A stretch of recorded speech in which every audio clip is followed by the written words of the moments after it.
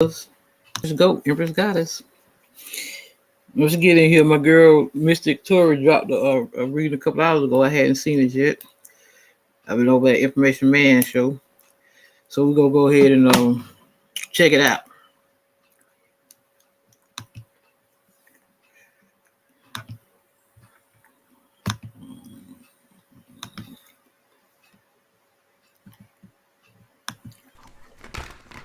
Hi, my loves. Thank you so much for visiting my channel. I really hope that you're having a beautiful and an amazing day. If you're new to my channel, welcome. And if you are returning, thank you for all of your love and support. I really appreciate you. Any information that you need about me can be found in the description box below. Please beware of scammers in the comment section. Let's see. This is a timeless collective reading for all signs. Whenever you hear the messages, when you are meant to receive it. All right. Keep in mind that energy is fluid. Time is an illusion.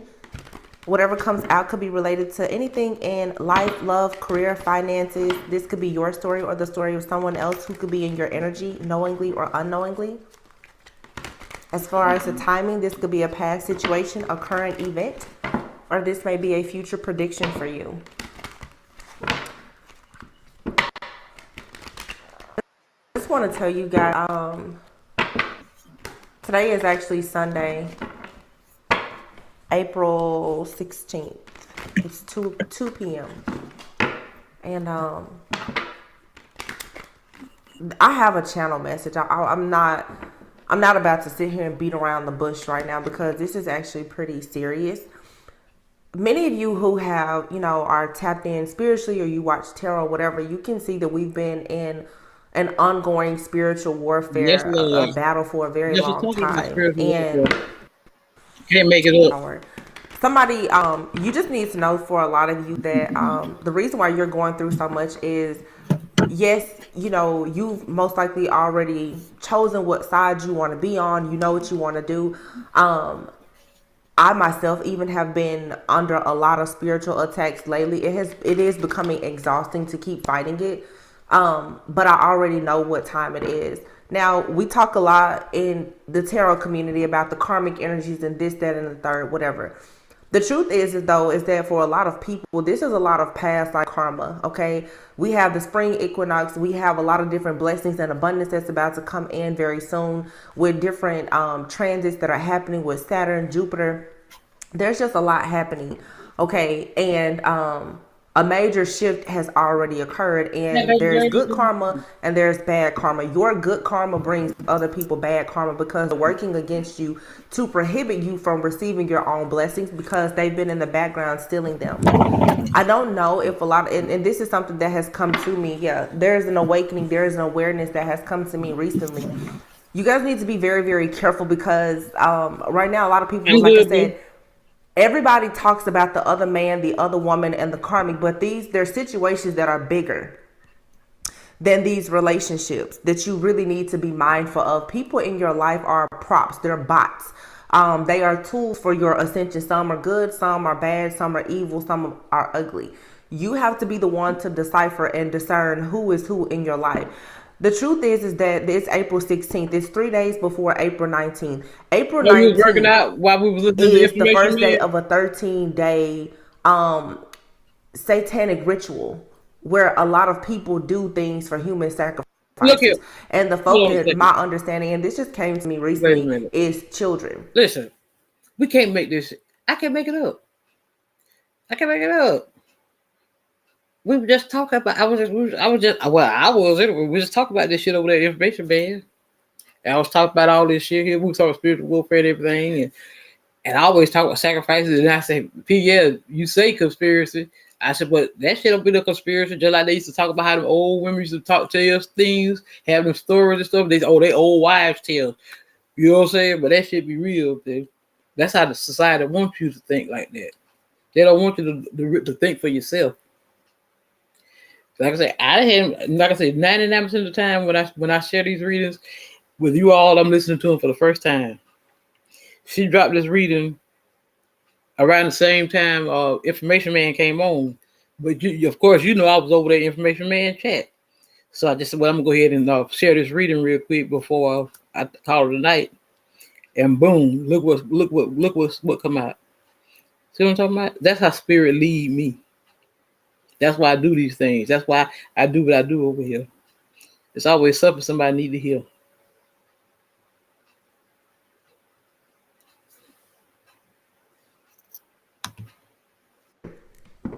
Some of you've had people who have been trying to sacrifice you religiously for a long time. This could be a lot of different religious groups or people who are claiming to be religious, but they're not worshiping the same God as you. So be very careful of that. Okay, the people who are Bible toting, scripture quoting, they're not always worshiping the same God. You got that right.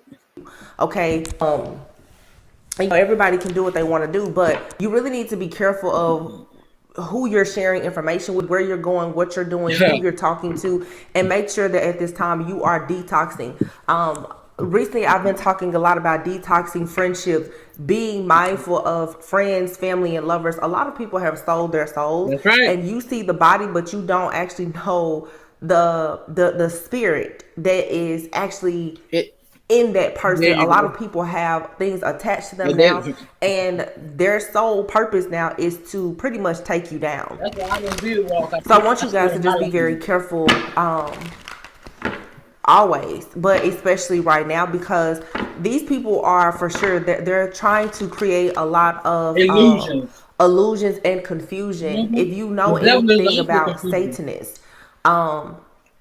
their whole goal is to gain power, and their belief is that they can pretty much reshape this entire universe by mind altering, by the way that they think. And when you are a person who is choosing not to believe what they believe or think how they think, but you hold the gift and you hold the key to the power that they want to access, then at that point you're up for grabs. You're prey for the devil. You now are a target. They want to sacrifice you. I've been seeing a lot of stuff lately, and I haven't really been doing too many readings. I've just been sitting with these downloads, but today I feel the need. Yeah, they're trying to put a death to some of you to your partnerships. Okay, this is friends, family member, and especially your love partnerships, because when you love yourself, a lot of you're going to grow and ascend and evolve to your absolute full potential. So they're doing everything to keep you away from perhaps a soulmate, a twin flame, your divine counterpart. They do not want you to ascend higher. And love is what's going to always make people actually ascend. So this is a plot. There's a lot of breakup, separation spells, a lot of domination spells. Some of you have people in your life right now, they're being controlled and possessed by different entities. These are mind control spells, and it has a lot to do for sure 100% with partnerships. And unfortunately for some of you, the main person that is attacking you is a person that you no longer want to be in a partnership with. But however, you may have a soul track with this person. Definitely could be a past life person. The truth is that some people in a past life, you may have been a part of the occult. You may have done something that was darker. Now in this lifetime, you are choosing to walk in love and light, but you still have to pay this karmic debt. The truth is, you're going to have to get this person completely out of your life and out of your energy for you to walk in your purpose. You're being used by God. I talked about the Achilles heel a few days ago. I have readings. This has been going on for years. Okay, for some of you, it has been going on for several years, and they're running out of time. They're running out of options. They don't know what to do, but they're steady trying it. Yep. Okay, it's like at this point, these people, they're left with no choice but to just be wiped off the face of the earth because they won't stop. Yep. Knight of Cups here, wow, and the star. Somebody here is coming towards you and they have a beautiful offer, but you have a person here that's trying to create an illusion and make you feel like somebody is coming towards you with bad intentions. A lot of you definitely have a counterpart in your life, and your connection is under a heavy attack. Somebody is trying to shapeshift and get into your energetic field. They want very badly to make you just like this motherfucker here. Y'all know how I tell what go on. Because I feel like my philosophy is lead by example. You know, nobody, I go through shit like everybody do, like everybody else. Now he gonna walk out this morning, me and this motherfucker, we are in. Cause he don't get his way, see. And I told him, I said, "You a bald faced motherfucking lie." I told him in his face. I said, "You gonna lie?" See, I said, "You a motherfucking compulsive liar." Then the night gonna ask me for some pussy, and I told him I ain't feel like doing shit. Oh, cause you don't went out there and got you something. No, I just don't feel like doing a damn thing. See, trying to make me feel guilty. That shit don't work no motherfucking more. You think that you're not chosen, that you're not beautiful, that you're not healed, that you're not a healer, that nobody is ever going to come into your life with good intentions. This is because you have decided to move in a different direction and not choose a person that wants you to go into a contract with them where they pretty much want you to work for the devil. Look, the Hierophant. In this particular deck, this Hierophant lights are off. This person here is most likely a leader in some type of occult or something like that. This person is a narcissist. They don't have any real heart. They don't have feelings, emotions, or anything. This person wants you to do dirty work. And if they don't have you doing it, they still want your protection. By them being connected to you, they are protected. A lot of you have a really, really, really good karma that you built up from several lifetimes. Like I said, in a past lifetime, you could have been in the occult with this person. Maybe you were the one that got out. This person is upset because you do not want to be in hell with them. This person is I mean, they've sold their soul. They can't get out of something. And you have a person that's coming into your life that can see your gifts. They see your talents. They see your abilities. They see the contract that the two of you have. And you have a person that's in the background that's constantly trying to create these illusions. Somebody is doing mind control, domination spells on you because they want to cause you to end something or end yourself. They're trying to confuse you. This is a good time right now. You need to put everything in God's hands. If you don't know who to trust around you, detach from everybody, but do not be confused. Yeah. Somebody here, I feel like there's some kind of demonic attachment to a person possibly. This beast is tired. Somebody here is constantly doing some type of spell work. They're constantly sending something after you. But it's a connection here or a partner or someone in the spirit that is constantly protecting you. Somebody here is very quick on their feet. So each time somebody sends this type of demonic, entity or something towards you, it's being blocked. Somebody is upset. Yeah, judgment, because they're facing karma. And somebody here is also upset because they are becoming awakened to the fact that everything that they're doing is backfiring. It's not working. That part. Who is the Knight of Cups? Queen of Cups. See? You have somebody that's coming towards you. They have the same heart as you. And somebody is always in the background watching, stalking, and spying. This person is unbothered. The person that's coming towards you, like I said, I feel like this person, they're spiritually gifted. They're spiritually aware. They're very close to God. They're not worried. This person may actually embody an energy that's very much like Archangel Michael, or they work very closely with Archangel Michael. This person, yeah, they may be delayed, but they're totally awakened to what's going on. They know that someone here is after your gift. Somebody knows a person is after a gift that you have. Hey, baby girl, 919. Somebody wants to have a child with you. They only want a child so that they can try to sacrifice it. Wow. And you have somebody here who is pretending that they care about you, most likely, and they're disappointed because the world is here in the reverse. You're not starting over with this person, and so that means that all of their bad karma is going to come rushing in towards them. Yeah, because they keep trying to attack you. Somebody here is in the background constantly trying to attack you. They won't come towards you and apologize, but now here you are the star. Your energy is... You're like on that God frequency. Whatever they're doing, it's not going to work. And like I said, you have Archangel Michael protecting you, or you have a person in your life that works closely with Archangel Michael as well. It's like a fortress around you. They cannot get to you, but they're doing everything to do it. All they're doing though is creating like these people are literally going to take themselves out. Page of Wands, the King of Pentacles, and the Tower.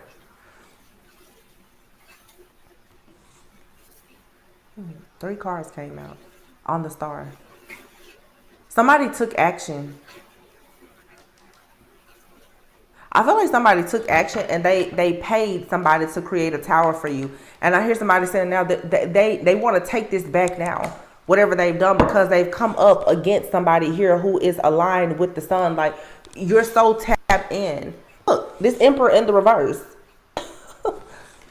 In the reverse, this person here is completely out of order. Sure. And they already know that they've lost control of this magic. Mm-hmm. Somebody here has been watching you, stalking you, hacking, spying. They've lost control because now somebody has been trying to get into your energy nonstop. Mm-hmm. And they see for a sure fact now that they really messed up. Because they took action. They took action and they paid someone, or they've invested a lot of money, or this is just a King of Pentacles here. Capricorn, Virgo, Taurus, we are about to go into Taurus season. Somebody here is going to have a major tower. A major tower. Because it's something about you, but there's a connection here. God has a purpose and a plan for you. And for many of you, it involves another person. Whoever this is that keeps trying to attack you, especially your love life, they don't want you to. Somebody here, I can't make it up if I wanted to. I've had so many readings about some of you who are in some type of spiritual contract where it's like you're supposed to have a child with somebody. It's really weird. It's almost like somebody is trying to rush in and have a child or start a business. They're trying to come in and make sure that they are somehow forever connected to you, because there's something that you're going to give birth to, either a child, a business, an idea. It's something that you're going to give birth to, and this person's trying to make sure that they are forever tied to you because they want to be able to benefit off of whatever this is. Exactly. Like I told you guys, there's like decades and decades of karma that's being cleared away, as well as a lot of ancestral generational things that's being cleared out. You have a lot of these friends, family members, and especially lovers from a past life. They are out for blood. These people are not your friends. I don't care what they look like on a soul level in the spirit realm. They are here to assassinate you. And I don't know who this person is that keeps coming into these readings that is so hell-bent on all of this quantum physics, metaphysical type of stuff. Nothing is wrong with that. All of it is very true, but there's still a lot of people who are going to forever and always believe in God, the Most High, and that's it. Somebody here really thinks that, because I'm hearing and I'm seeing alchemy of souls, somebody here thinks that they know so much about the spirit and about the soul that they're somehow going to get rid of you, and as your soul ascends, they're just gonna take it for themselves. That's really what somebody here is trying to do. Either they're trying to sacrifice you, or it's like someone here is trying to create a situation where there's a child or something that can be sacrificed. This whole ritual that's coming up or whatever, that so many people know about it, that's in the occult, they make sacrifices to pretty much like to the devil. There's different guys like and you can look this up for yourself. I don't even want to talk about it too much because I don't even want to be putting that energy out. This is stuff that you guys need to research yourself. Please stop walking around here thinking and talking all day about the ex and this person. There's much bigger issues here. Right. And these karmic energies are in your life to bring you so much drama and hell because in a past life, these people literally were responsible for sacrificing you. Yep. This is past life karma coming back. Like, they are trying to sacrifice you. Whoever this is not everyone's reading. If it's not you, it's someone that you know that this is happening to. Queen of Swords. Somebody wants you to look and feel like, for sure, like you're not beautiful, you're not worthy. Someone here is trying to play on your mind so that it's easier for them to attack you. It's like somebody wants you to fall and worship them. Means more than one. That's what they were. They were these extraterrestrial beings. The world card that they were talking about. Yeah. See, you've already closed out a cycle. Somebody here knows that they cannot escape death. Death is out here twice. And here we have it, the King of Pentacles. There's a Capricorn, Virgo, a Taurus masculine out here. This person is constantly taking blow. King of Wands. This person has earth and fire in their chart. They keep taking blows because they're going to experience a major blowback. The devil is not going to get you. They're not. This person, there's no way they sent death magic to you. It's going back to them. I don't care if this person did this years ago. Energy never dies. Even if they're not, for some of you, this person is not actively doing this. Yes, they are. Spirit said yes, they are. They're active, but somebody here has been actively trying to reverse some magic that they did before. Y'all don't understand when it comes to these rituals and stuff. These people, they spend months, if not years, doing this. I told you. Some of you, you don't realize, but there's a person in your life that has been doing rituals on you for years. Years. All in preparation for a certain transit, a certain time. These people are very tapped. It's the occult that you're dealing with. They're very tapped into astrology and all things quantum physics, metaphysical. They know exactly when to attack you. Look, the government, the president, and the fact that you keep elevating spiritually is really, really making this difficult for them. But it's something about the timing right now where it's like they're running out of time.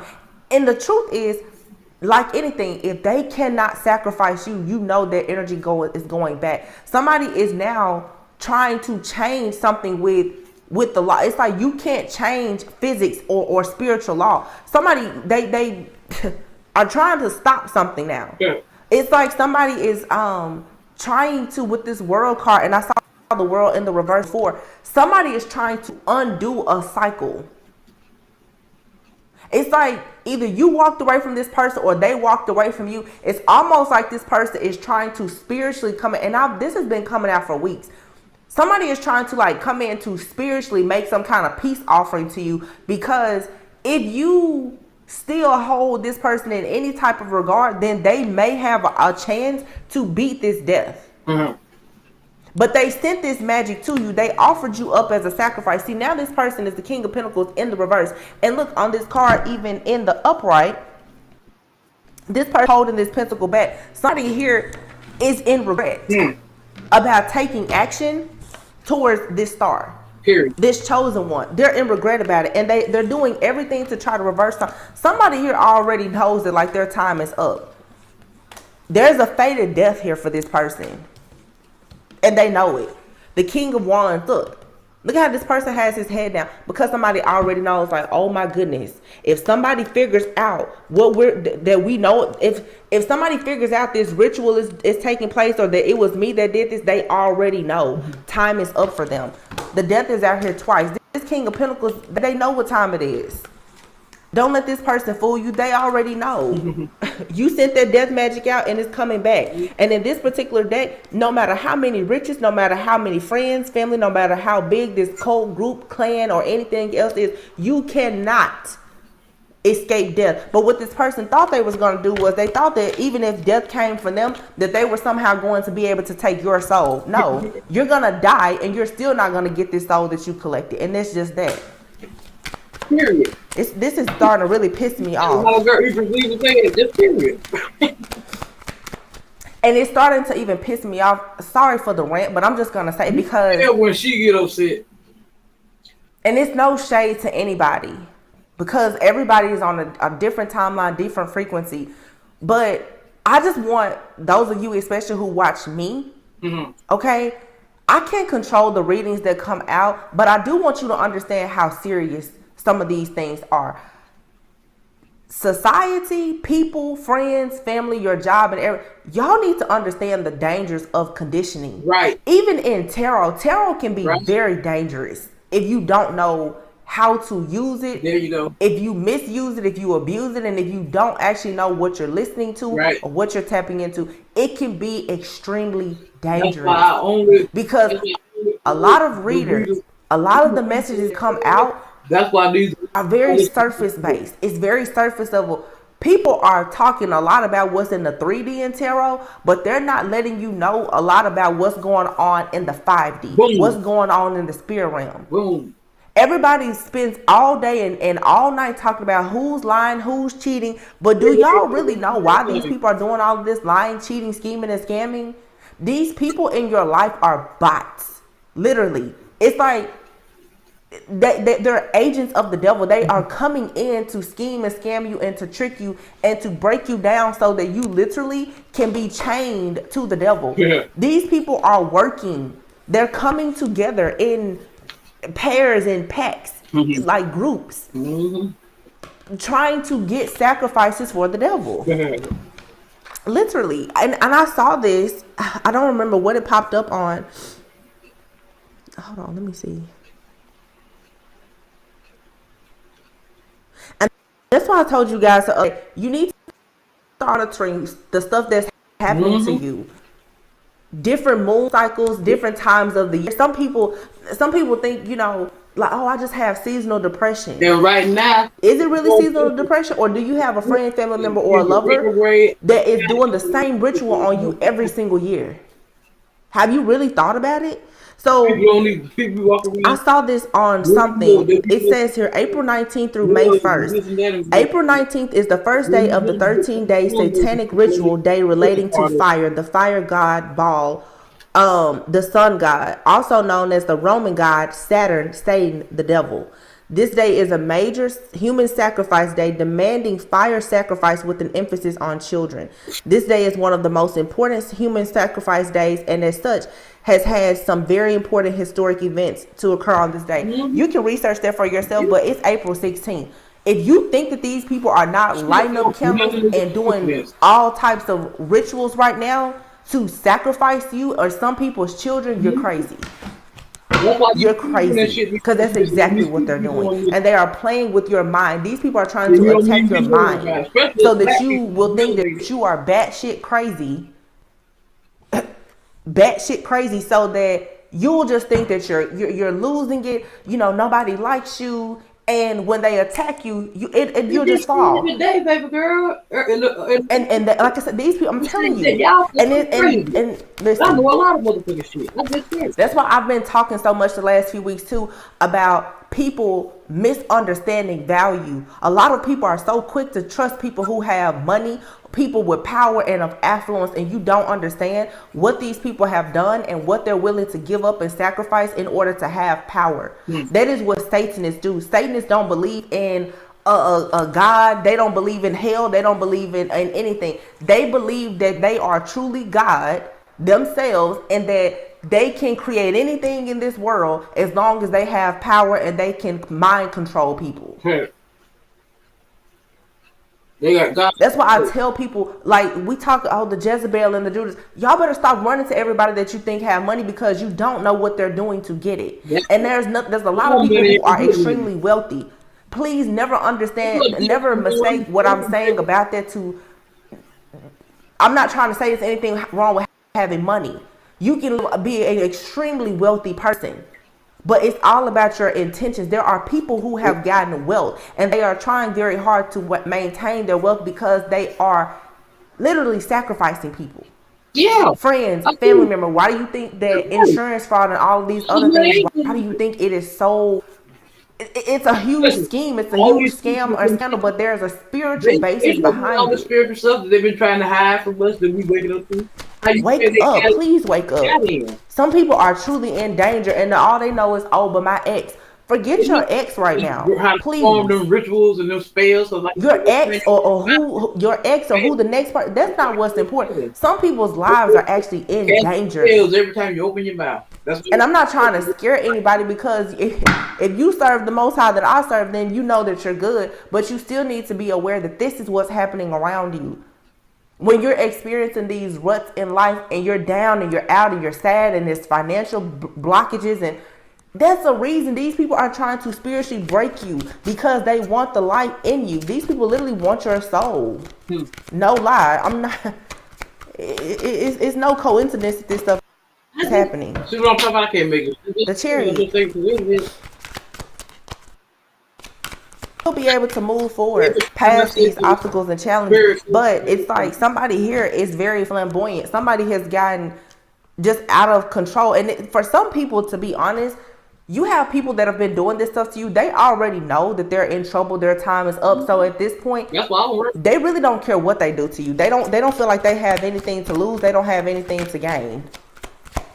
So it's like they're just having fun with you now. Look at this, the Hierophant. This person here has already lost control.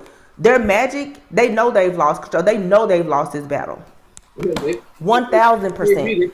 This Hierophant, this satanic cult leader or whomever, fake dark priestess, they already know that whatever they sent out is out of control. They have created something that is too large for them to manage. It's not that what they've created is too large for them to manage. They didn't know about who they was sending this up against. You're too hard to take down. You're too big for them to take down. That's the problem. Oh my goodness. I mean, literally, just fire rituals everywhere. Temperance. Why is this temperance here? Something flipped over. Page of Wands. Somebody here, they're completely just like in total awe. They keep trying to get to you. They want to know, how did you become? Are you an earth angel? Are you an alien? They don't. You're a supernatural being. These people, they keep doing things to get closer to you. That's another thing too. Let's just talk for a second too about this shit ain't happening for no reason. Spiritual battles. That's why they try to create distractions. And I have my opinions, and some of them are strong. You don't have to agree with anything that I say, right? And whatever your beliefs are and however you choose to do things, that's your business. But I, as a seer, can tell you, some of these people who are attacking you. And this energy right now, this energy is... Some people who, participated in magic and different rituals and its protection. Some people do return to sinners and all this other stuff. Some people have to be very careful, because what Spirit is showing me right, it's sort of like the Queen of Wands versus the High Priestess. The King of Wands versus the Hierophant. Okay? Or the Hermit. Notice how I'm saying fire versus like the Hierophant and the High Priestess. The Hierophant being earth, normally like Taurus energy. The High Priestess, usually like Pisces, Scorpio energy. Can't make it up. These people, High Priestess, Hierophant energy, some of them are leaders. They stand before people. Some of them, they're in the back, but they have a lot of knowledge. The Hermit too, Virgo energy. I be feeling the energy. You have these queens and kings of wands. These to me are your witches, your wizards, your warlocks. They take action just like Satanists, right?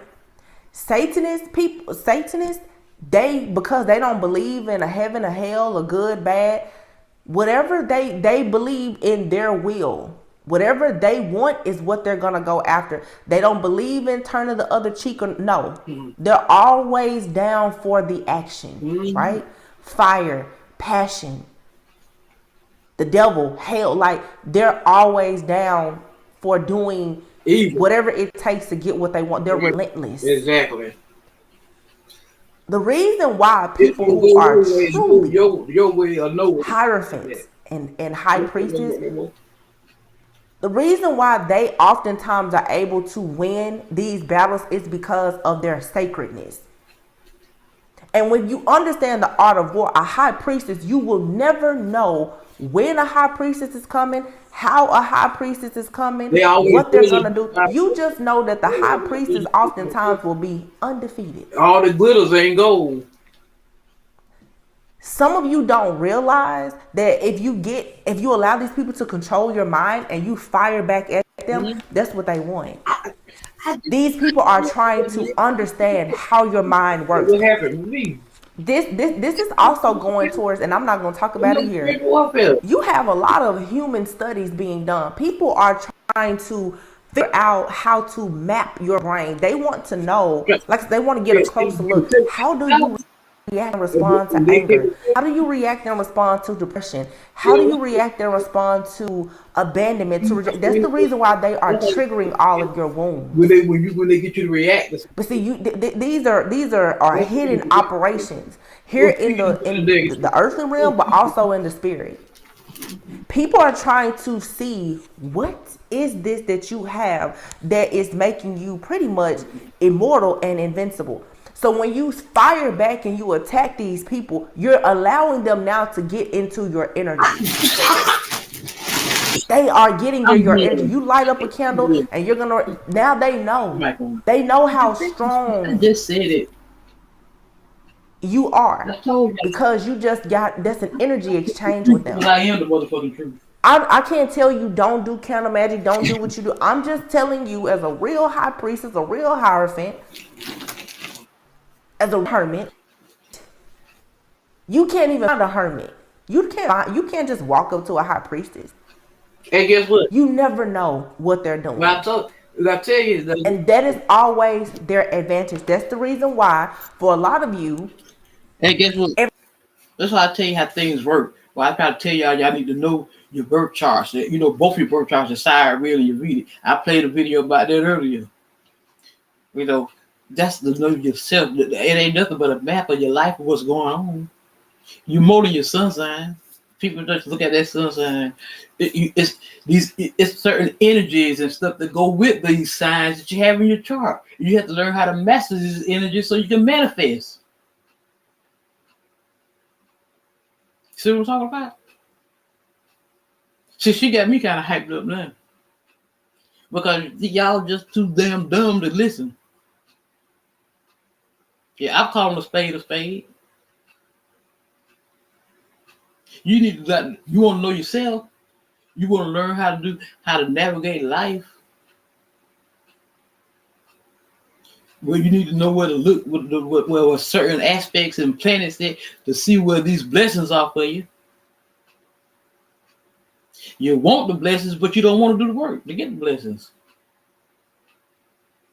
Study to show thyself approved.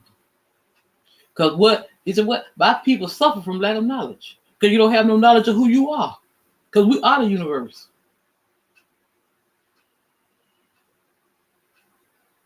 All this shit was already written in the stars before we got here. Before we reincarnated back here. I put it like that. So we go through these lifetimes. Like we have, like I said, I had my karma. I had to learn my lessons. I had to learn how to love me and take back my power. That's what I had to learn. And to speak out and call out a motherfucker for who they are. That's what I'm here to do. To raise the consciousness of the collective.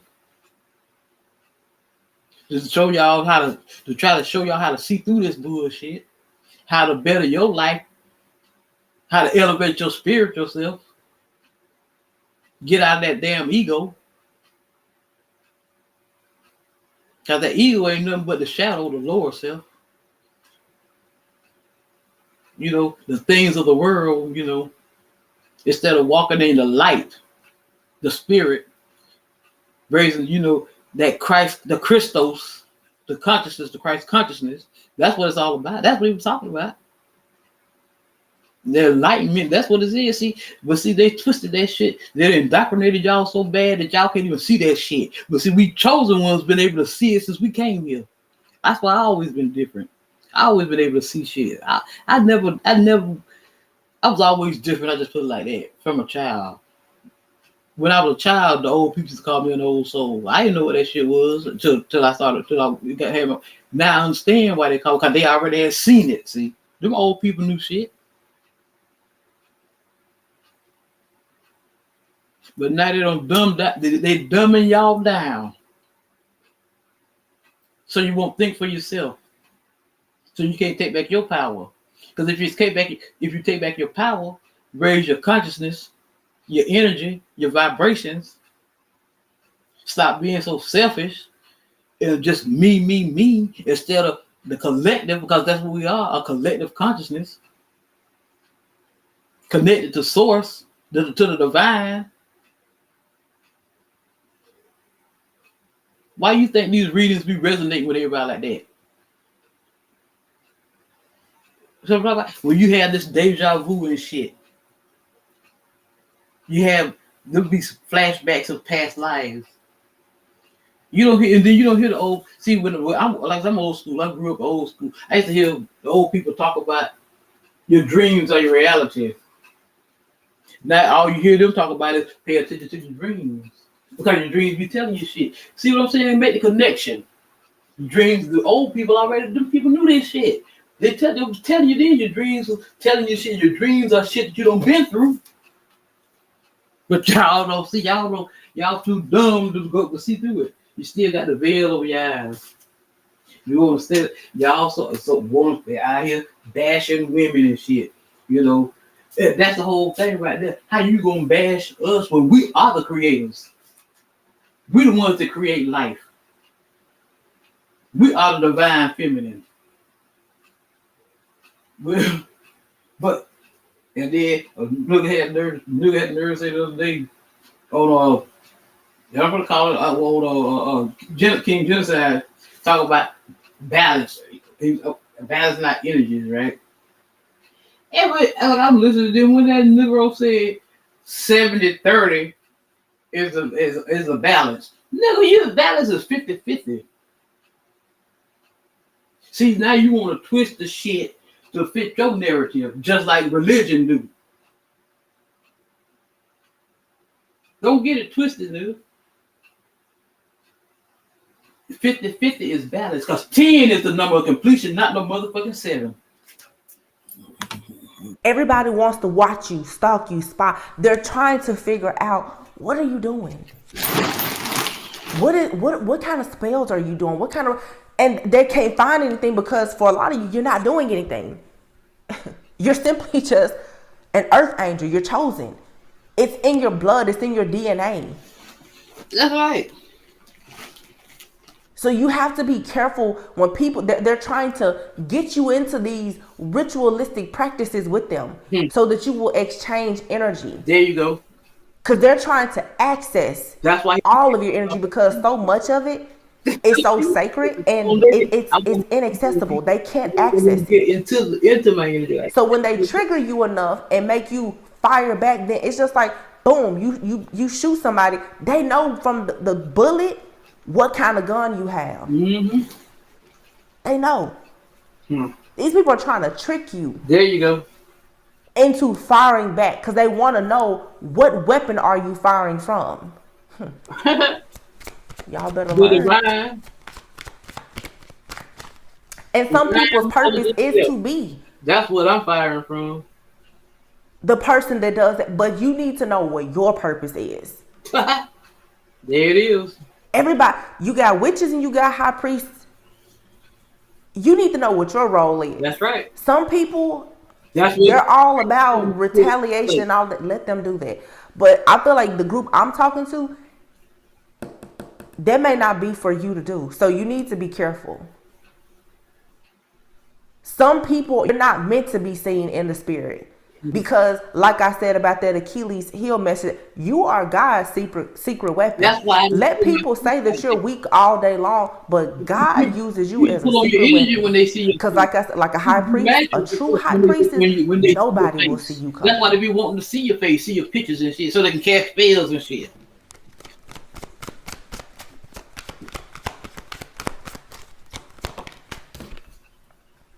Hangman. You're fully awakened, aware, and look at this. The magician. I'm very aware. This magician is tired. And the fool. This person just jumping, they might as well just jump off a cliff. There's nothing they can do when you become fully enlightened and awakened. There's no more you sitting there around. This hangman is standing upright. You've already received the download, just like me. I've already gotten the download. Play with me if you want to. Okay. I already know. Mm-hmm.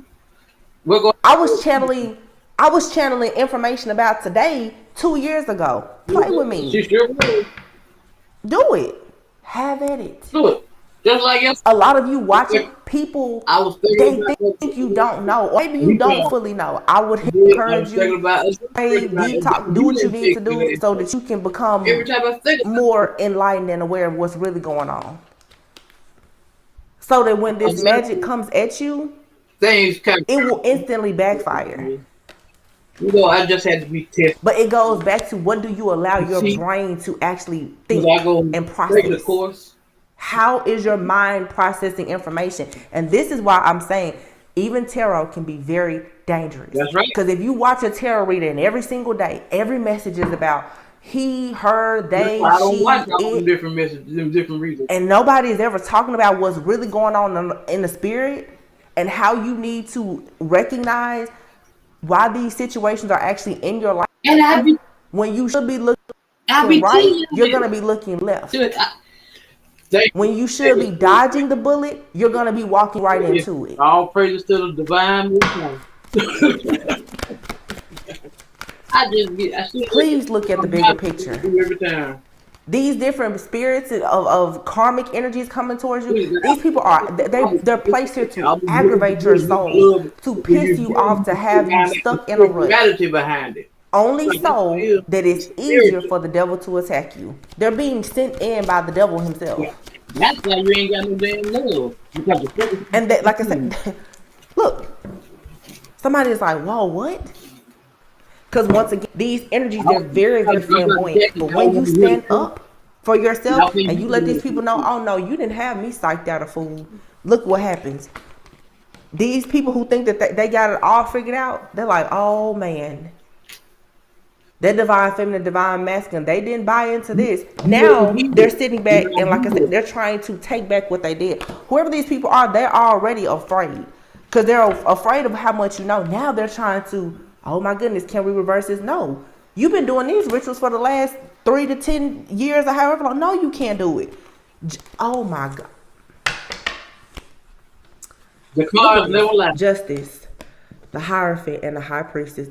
Did I not just talk about this? Came out together. And you know what? This is a divine couple. Justice is coming for this Hierophant in the upright and this High Priestess. This is not your tradition. This High Priestess can see far beyond the veil. Lord have mercy. This is not a High Priestess that you have access to. King of Cups. Remember I said there's a false person out here. You got a King of Cups that's trying to emotionally manipulate you and walk you into this trap so that you can be swallowed whole. But you have a person out here who truly loves you and they love the fact that the two of you have a divine connection. That's the High Priestess. You've already ascended beyond this. And you have somebody out here who is young and dumb, who is a High Priestess, but again, they rush to do things and they fall every time and they fail. Yep. Some of you too, you're dealing with people around you. They keep rushing to do stuff and then they try to ghost you. Then they're left out in the cold when karma comes around. But justice is coming no matter what. For this Queen of Cups here, who is a counterpart to this King of Cups. They together are the Hierophant and the High Priestess. Very high ranking in the spirit. And you will be getting confirmation of this very soon. That this situation will be healed. When you know, you know. I already know. That's a lot of words. King of Wands. I already know. Somebody here is about to really shoot their shot to make sure that this tower hits. And every person that had any hand in watching you stalking, hacking, spying, or playing any kind of game, I'm telling you, they're not going to know. There's a true emperor out here. A true masculine that you have a contract with. And this person getting an offer, but they have to hide themselves for your own safety and protection. This person is going to rush in towards you. They know who you are. And they see that you've grown. They see who you are in the spirit. But first, there's a contract with the demon that has to be completely severed. Like I keep saying, yeah, you're the divine feminine. There's somebody that you keep on holding in high regard and you need to stop because this person, they have been trying to sacrifice you to the devil. The Temperance is here in the reverse. Somebody thought that everything was all figured out. This person has both their feet in the water. They thought that they was chilling. This is about to be turned upside down. Because somebody thought like, yeah, I got this. No, this divine feminine is entirely too strong. Divine feminine will reign supreme over all. That's right. Period. That's the judgment here. And this King of Cups person is for sure going to face judgment for everything that they did in the dark with this devil. Mm-hmm. They watched you. And Archangel Michael watched them. Huh. Look, here he is. He looking real stupid now because he keeps coming at you. This person here is being like this person works for the devil, literally. This is a Satanist here. I know. And you're still going to be able to be free from this situation and start over because you were always chosen. You were always golden. I just said it, my love. You're going to walk completely out of this cycle here. And this masculine here, this spiritual spouse, this past life karmic soulmate or whomever, this keeps watching you and they feel like they're some type of... This person feels like they have so much knowledge. Every bit of knowledge that they have, they it's not that they're not aware. It's not they don't have the knowledge. It's not that they don't have power either. But they cannot have power over you. And then too, what's so interesting about this is somebody has been attacking you. There's a divine counterpart that's in your energy now because you finally come to the awareness and awaken that this person that you thought was your counterpart is actually not your counterpart. They were actually sent by the devil to destroy you. Now that your true counterpart is in your energy, that person is protecting you. But the fact that this counterfeit person here keeps attacking you and they're attacking your love contract with this other person, it's like this person is now attacking a Hierophant and a High Priestess. Two people who work directly for God. This person will face death, period. They want to burn you at the stake, but they have no idea. There you go. Y'all, I swear to I just picked up this deck and at the bottom of it is the coffin. And I seriously just said this person will face death. I had no idea. False person. This false person in your life will face death. Main male. They want to be the main male in your life, but they're a false person. Yeah. This person has been working hard, toil and labor on ending everything in your life. This motherfucker right here. And it's all gonna backfire. Wealthy man. He'll cover your moon. That's what I tell you. You know what is more than the sun signs. Pathway. See the moon or things. High honor. Wow. You have a true divine masculine who is wealthy in spirit. That's right. It ain't always about money. I try to make that clear to you guys because you could meet a person right now, they may have little or nothing but who they are in the spirit. They're wealthy. And most likely they've been promised wealth. But it's the type of wealth that they have that they will share with you. Some men out here, honestly, they won't actually inherit their financial wealth until they are in a courtship, a high honor spiritual union with the divine feminine. Look, courtship and despair. House and then great fortune.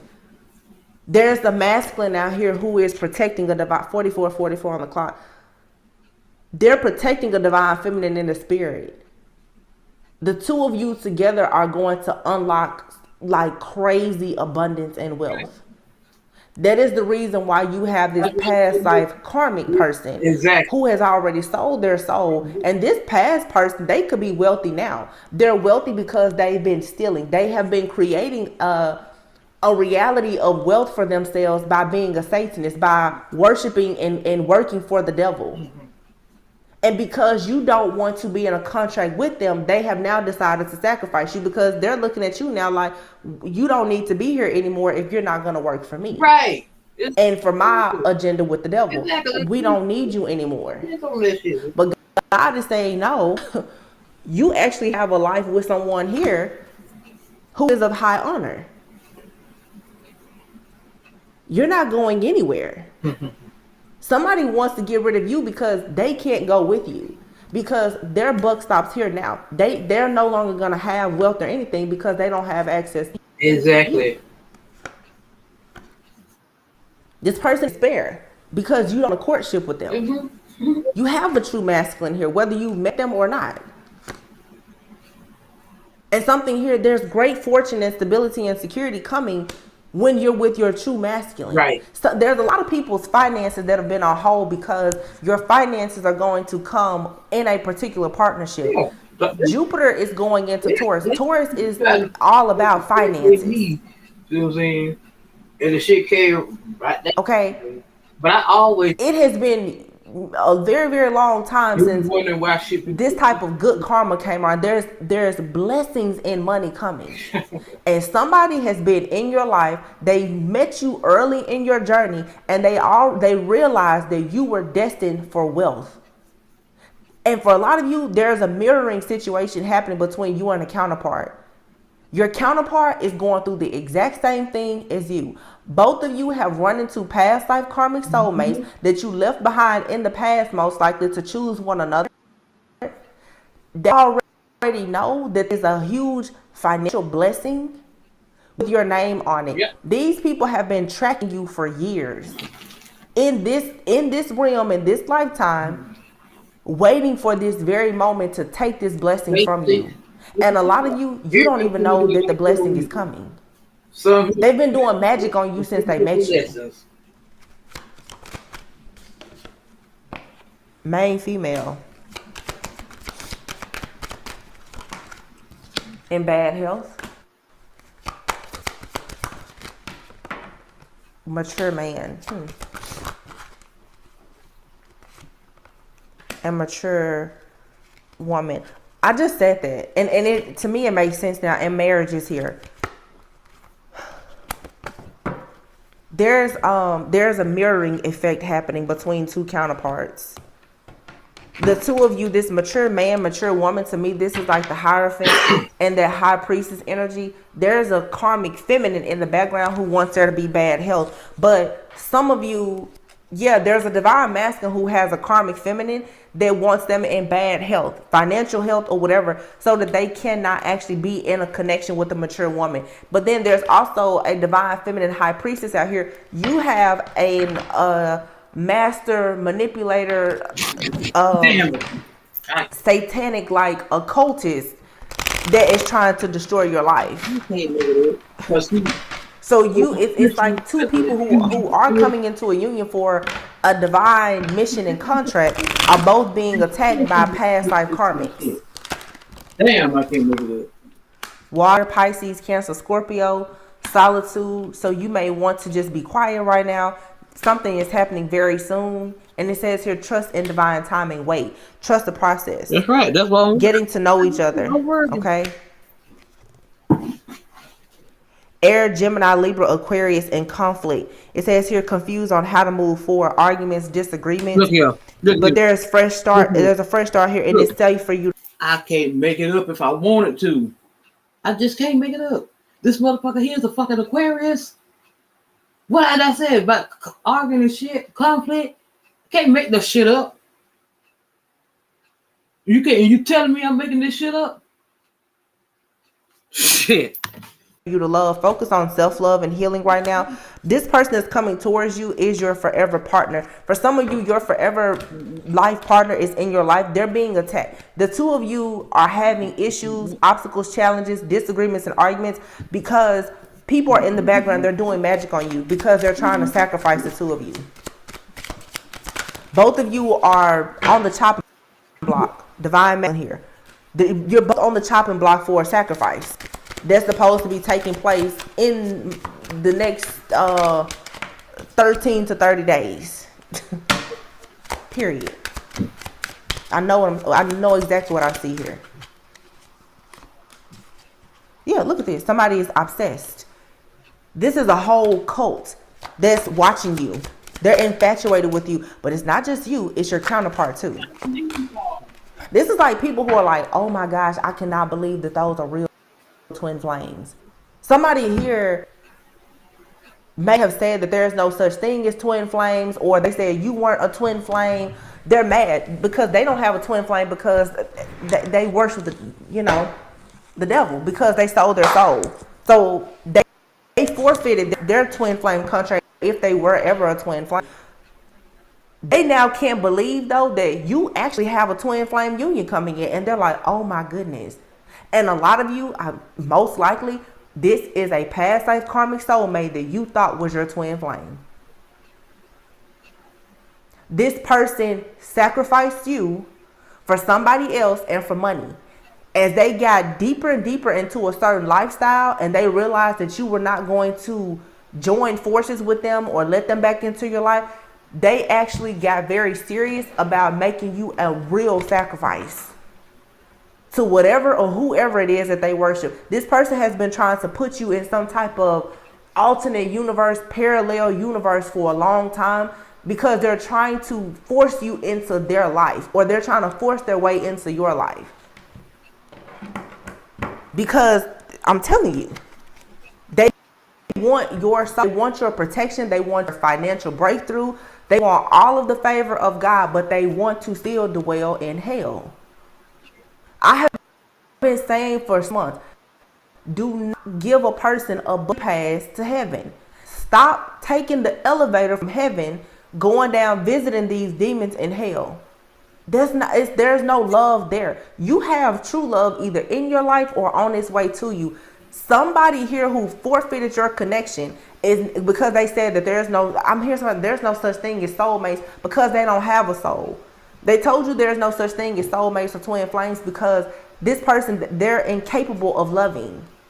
So now that you're gone and they see you having the favor of God because you truly are God's secret weapon, and now God is sending in another person just like you. This person that they're just like, oh my goodness, this is definitely somebody who is very much into like science, physics, and things like. This person does not believe in God, but they know that there has to be a God because you're a supernatural being. They're like, this person is really, they're like, well, maybe there is God. This is literally somebody who is on the fence. Somebody here sold their soul, decided to work for the devil, and now all they see in you is God. And they want, but let me make this clear. They don't want to serve God. They feel like they can get close to God by coming to you. This person really is secretly hoping for a spiritual pardon from God himself by trying to be with you. This person, they know that they're cursed to damnation. They know. This person knows that they're going to die very soon and go to hell. They know that. Or they're going to live in misery forever. They know. Trust me. There's no way that they don't know. Dreams. Pay attention to your dreams. Yeah, you're right now learning a lot of lessons. You're manifesting. Options. It says here there's more than one option in love. A decision needs to be made. Yeah, you need to choose. Do you want to be with this occultist, or do you want to be with somebody who's a hierophant or a priestess like yourself? Union, coming together. Time for change. It says big changes are coming. Trust the process. But someone here is unawakened. They're ruled by ego, and they have insatiable thoughts about you. They're projecting this energy onto you so that you will be confused and not be able to see clearly. You have more than one person in your energy, but you have a real devil in your energy. And they keep getting upset that you don't want to be with them because they can't get your blessings and your abundance. So yeah, they're sacrificing you. This person has gotten upset enough to sacrifice you. And I mean, this is a real sacrifice for some of you. Like, I'm not trying to scare you, but for some of you, this is an actual sacrifice. I mean, they already sacrificed you in the physical because they decided to choose somebody else. Oh, but this person is spiritually trying to sacrifice you. This person has a double life that you don't really know about. And in this double life, they are absolutely a part of the occult. They're in a secret society. And I feel like they're very high ranking. They're very high ranking in this cult or secret society. And they are a Satanist. 100%. And now that you won't conform, they have it out for you. And they also have it out for whoever you're connected to. So this person is hexing your love life so that the person that is meant for you, they will suffer and either not come towards you, or there will always be chaos and conflict between this person so that the two of you can't advance. It's only so that this person that's a part of this dark group so that they can control your mind and somehow, like I said, force you into conforming and submitting to them. That's all.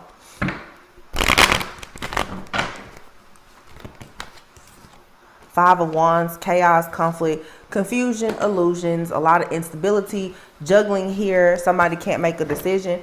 Moving on to peaceful, calmer waters. Yeah, you're going towards your happiness, the Ten of Cups. And if somebody here has been trying to keep a masculine in a connection, this masculine is still going to get away from this Jezebel. Yep. This person is going to do the shadow work and healing. They're going to put an end to the version of themselves that is keeping them stuck in an illusion. Because look at this. There's two earth angels in a soul contract who are meant to come together. It is very destined. And yes, God has a plan for this union. 100%. You guys, I hope that this resonated, gave you a bit of clarity. Please take care of yourselves. Go within so that you do not go without. Do not allow these people to get into your energy. Don't let them confuse you, misuse you, abuse you, sacrifice you, or anything else. Okay? Be careful of what you listen to, who you listen to, where you go, what you do. Just be careful. You do not have to live in fear or be paranoid, but just know it's some stuff going on right now that you for sure need to be aware of. All right? In the end, though, I do feel like there is wish fulfillment. But you have anything worth having is, worth waiting for, worth working for. And apparently, for what I'm seeing here, you have something incredible coming because this I just can't make it up, my loves. I just cannot. Y'all know I don't talk much, but when I do talk, I'm done. I don't have to say no more. What's left unsaid don't need to be explained.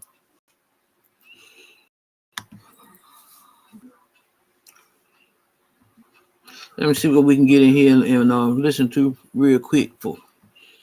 That was fire there. See, every time the spirit guide me to do, to share something, it's always gonna be some fire. Shit.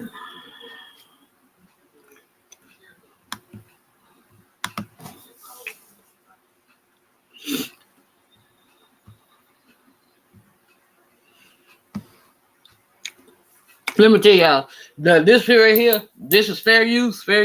This I'm gonna play some of this here. This right here was fire.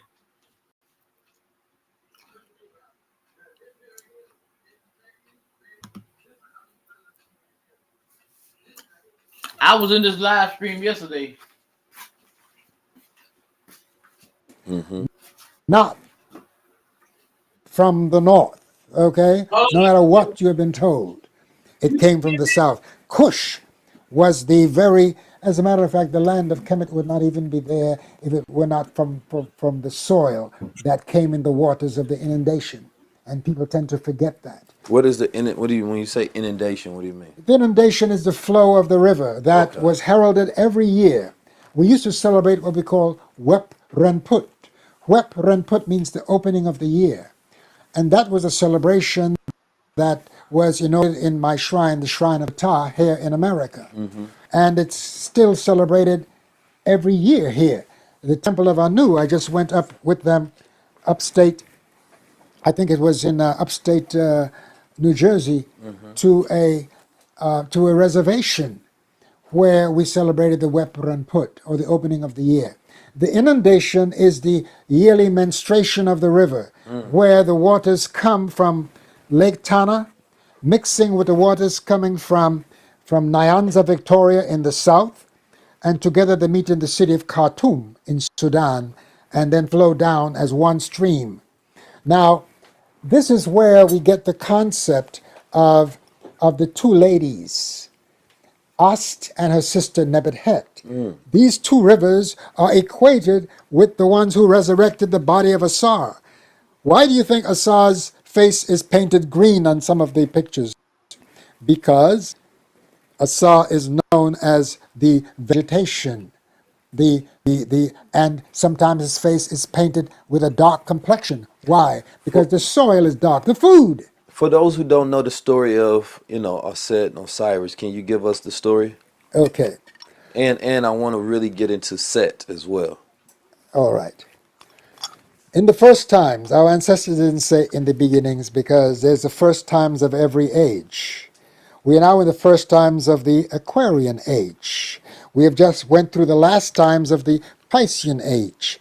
We went through the water element, and now we are ruled by the air element. Why else do you think the multiplication of all this stuff on the airwaves, the internet, I call it internet because it's a divine instrument that gets to many ears and many eyes that you wouldn't ordinarily capture. And so our people are being educated because of the airwaves. They even Bob Dylan said the answer is blowing in the wind, and this is a dawning of the age of Aquarius again by that wonderful group that always had Kemetic symbols on their, what's their name? Refresh me. I don't know. You was there. I can't remember their name, but I know exactly what they was. This is the dawning of the age They got of Aquarius. because I watched the Netflix doc where they was doing that. We'll put them on the screen. Yes, right. Please do that. That in the first times there was the cosmic forces of creation. There was Nut, the heavens, and there was Geb, the earth. And between them there was the atmosphere of the water and the wind, known as Shu. And Shu had a consort known as Tefnut. So everything was paired in the first times. There was always a masculine and feminine energy. So now, when this cosmic force coalesced and came to the earth plane, it came as a man and a woman. There were two pairs. There was Ast, the Divine Mother, and Aser, the Divine Father. And there was Nebuchadnezzar, the sister of Ast, and there was Set, the brother of Asar. So now, and there was Heru, which means the old Ru. But Heru had not yet manifested on the earth plane as a ruler. Like they say in the Christian faith that Jesus was from the beginning, but did not manifest on earth until later. The same thing happened with Heru. That Heru existed but was kept in abeyance until manifestation on earth as the kings and queens of the nation. All right? So now, Heru, when they came on earth, they came to begin life on this plane, to start over again, because there had been a previous civilization that was destroyed. And Asar, and they had fallen into cannibalism and a whole lot of other craziness, according to our cosmology. And Asar, he went around teaching the art of the cultivation of the soil, of the growing of food, of the farming and the gardening. And Set, his brother, got jealous of him. Okay, so the Cain and Abel story was preceded by this original story of Asar and Set. When evil entered into the world, when Set sought to slay his brother Asar and succeeded and put his body into a coffin. And I would suggest that our brothers and sisters read this story. Familiarize yourself with your ancient mythology. And when you say it's a myth, it doesn't mean it did not happen. It did not happen historically, because as my beloved brother Heru Ma'at Aten Ra of the shrine of Ma'at in Harlem, known as Jabari Osaze, who they call the Floyd Merriweather of the conscious community, as he teaches us that myth is something that is always happening. History is something that has happened. Okay? I like that. Myth is something that's always happening. Yes. So the story of Aset and Osiris, brothers, similar like Cain and Abel, Yes. right? Or Set and Osiris, Yes. right? And then, so yeah, keep telling me what exactly happened between them after he got jealous. He killed his brother. Well, yes, because his brother became very popular. Asar used music. That's part of the reason why I'm a musician too, to charm the people, and he was loved because of his musical ability, and he taught them to stop all this killing and to cultivate most of their food, so they wouldn't have to be slaughtering all these animals. All right, and so Set became jealous of Asar. Now, again, let me give a little side view here of something that has happened. Now, remember, in the story of Cain and Abel, and this is what has messed up with our dietary practices, because in the Cain and Abel story, Cain brought his offering of pulse, which are vegetables, ground food, to offer to God, right? And to that story. And Abel brought the fat of a bullock. How did he get the fat of that male ram? He had to kill the ram. However, the shepherd's deity loved this burning flesh. He said that it was wonderful to his nostrils, the burning flesh of the Abel's offering, and he denied Cain's offering. Well, that was the first put down of a more mostly vegetable lifestyle and the embrace of a more meat eating lifestyle. And look at the results in our churches today. Because if you're part of the flock, chances are you will be courting obesity, and which is a ticket out of here with this COVID variations that we're now seeing, because the majority of people who passed were obese in both the so-called white and the so-called black people here in America. And where did they get that obesity from? From the overindulgence in flesh foods, which constipates and which ruins the virility of the prostate gland, because all that acidity, all that uric acid causes to corrode. Acid corrodes iron. So if you are eating all this acidic food, you're going to corrode your iron, and therefore the fat is going to proliferate. You're going to damage the works of the kidneys, damage the works of the pancreas with all this sugar, with For all the educational stuff purposes. that we're eating, and that's being pushed on us as being very healthy. All right. I remember when I turned from eating flesh, because in the islands where I grew up, we only ate meat once a week, a small little piece of beef. And my father and my grandfather, we used to rear cattle. I used to get up every morning to milk the cow, okay? And we used to slaughter animals. I helped to slaughter animals when I was a child. However, that they were eating grass and water, okay? I was riding my donkeys and my horses bareback to take care of my Now they cows putting out and weird my shit. mules They and shooting all donkeys kind of damn growing up in the islands, steroids and okay? Carrying water on my head from the cistern. I'm relating lifestyle at the time. There was no electricity in the village I grew up in. I read by lamplight.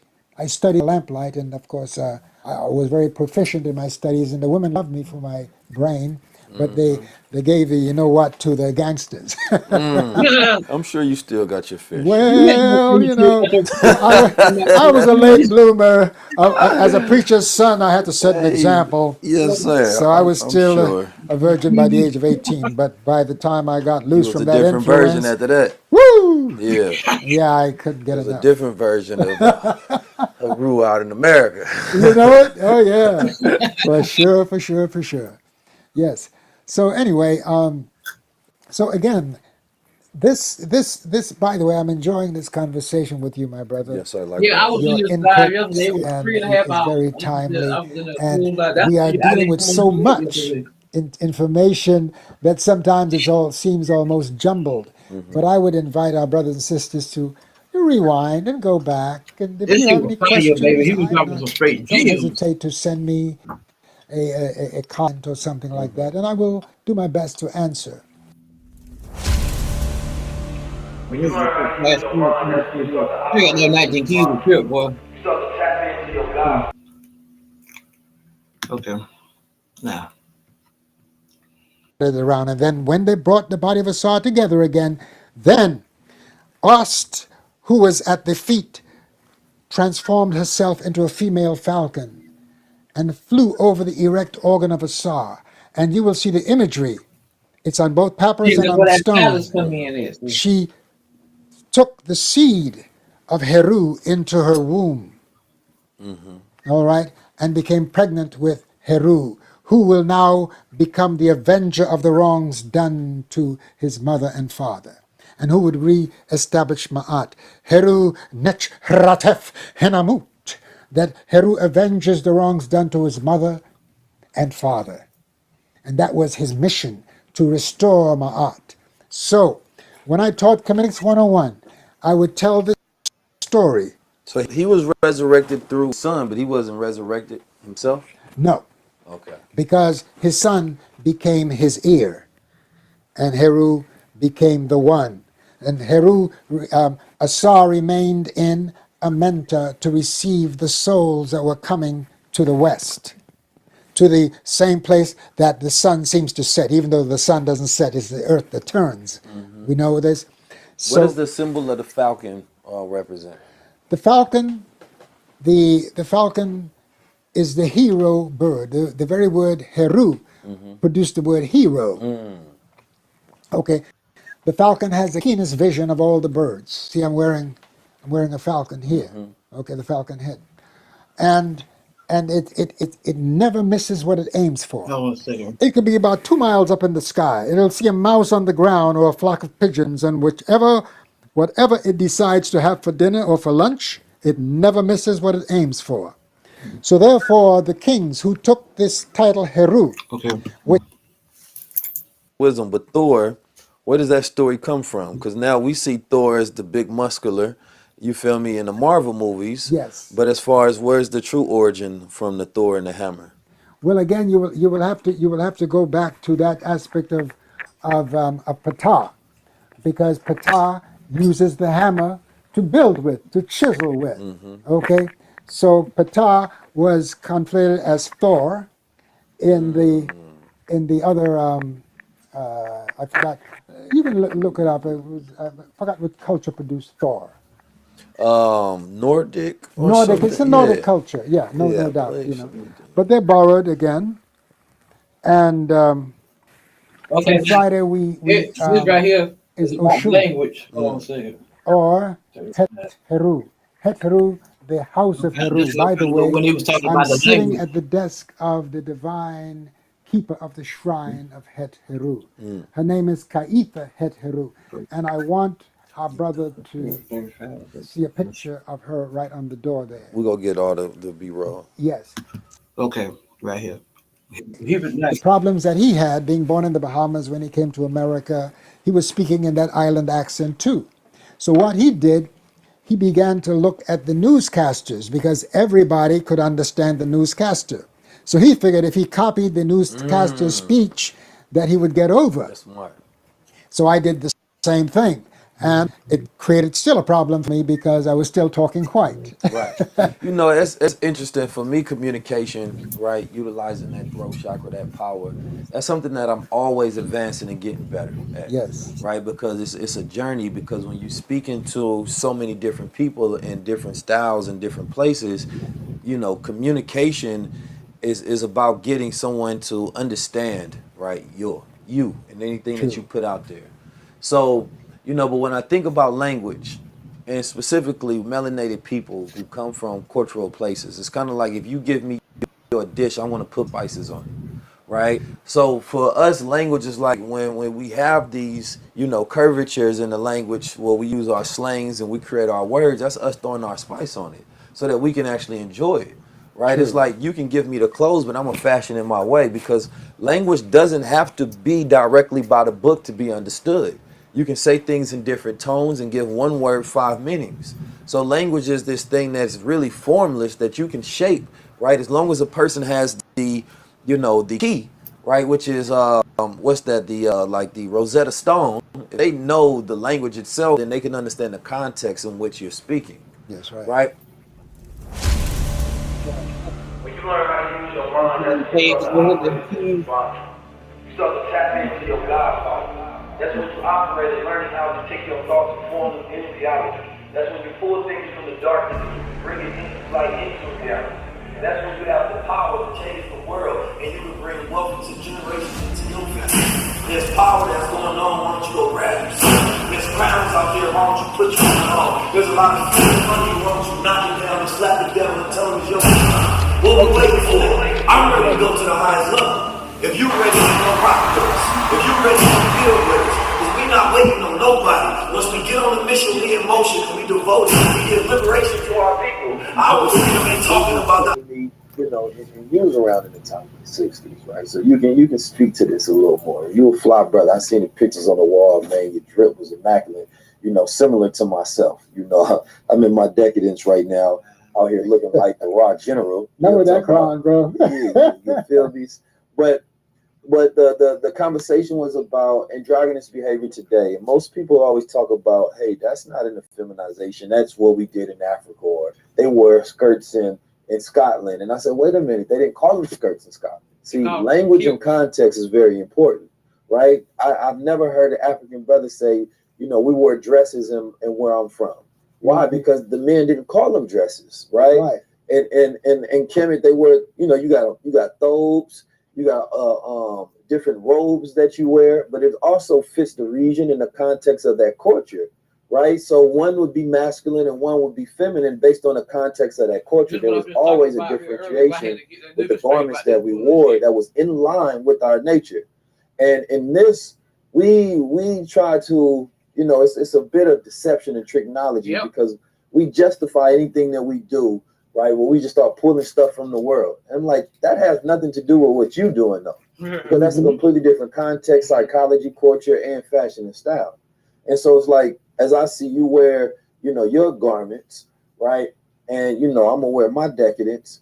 In the 60s, that was an era of, you know, people started putting on the dashikis. It was becoming more Afrocentric, especially out here in New York.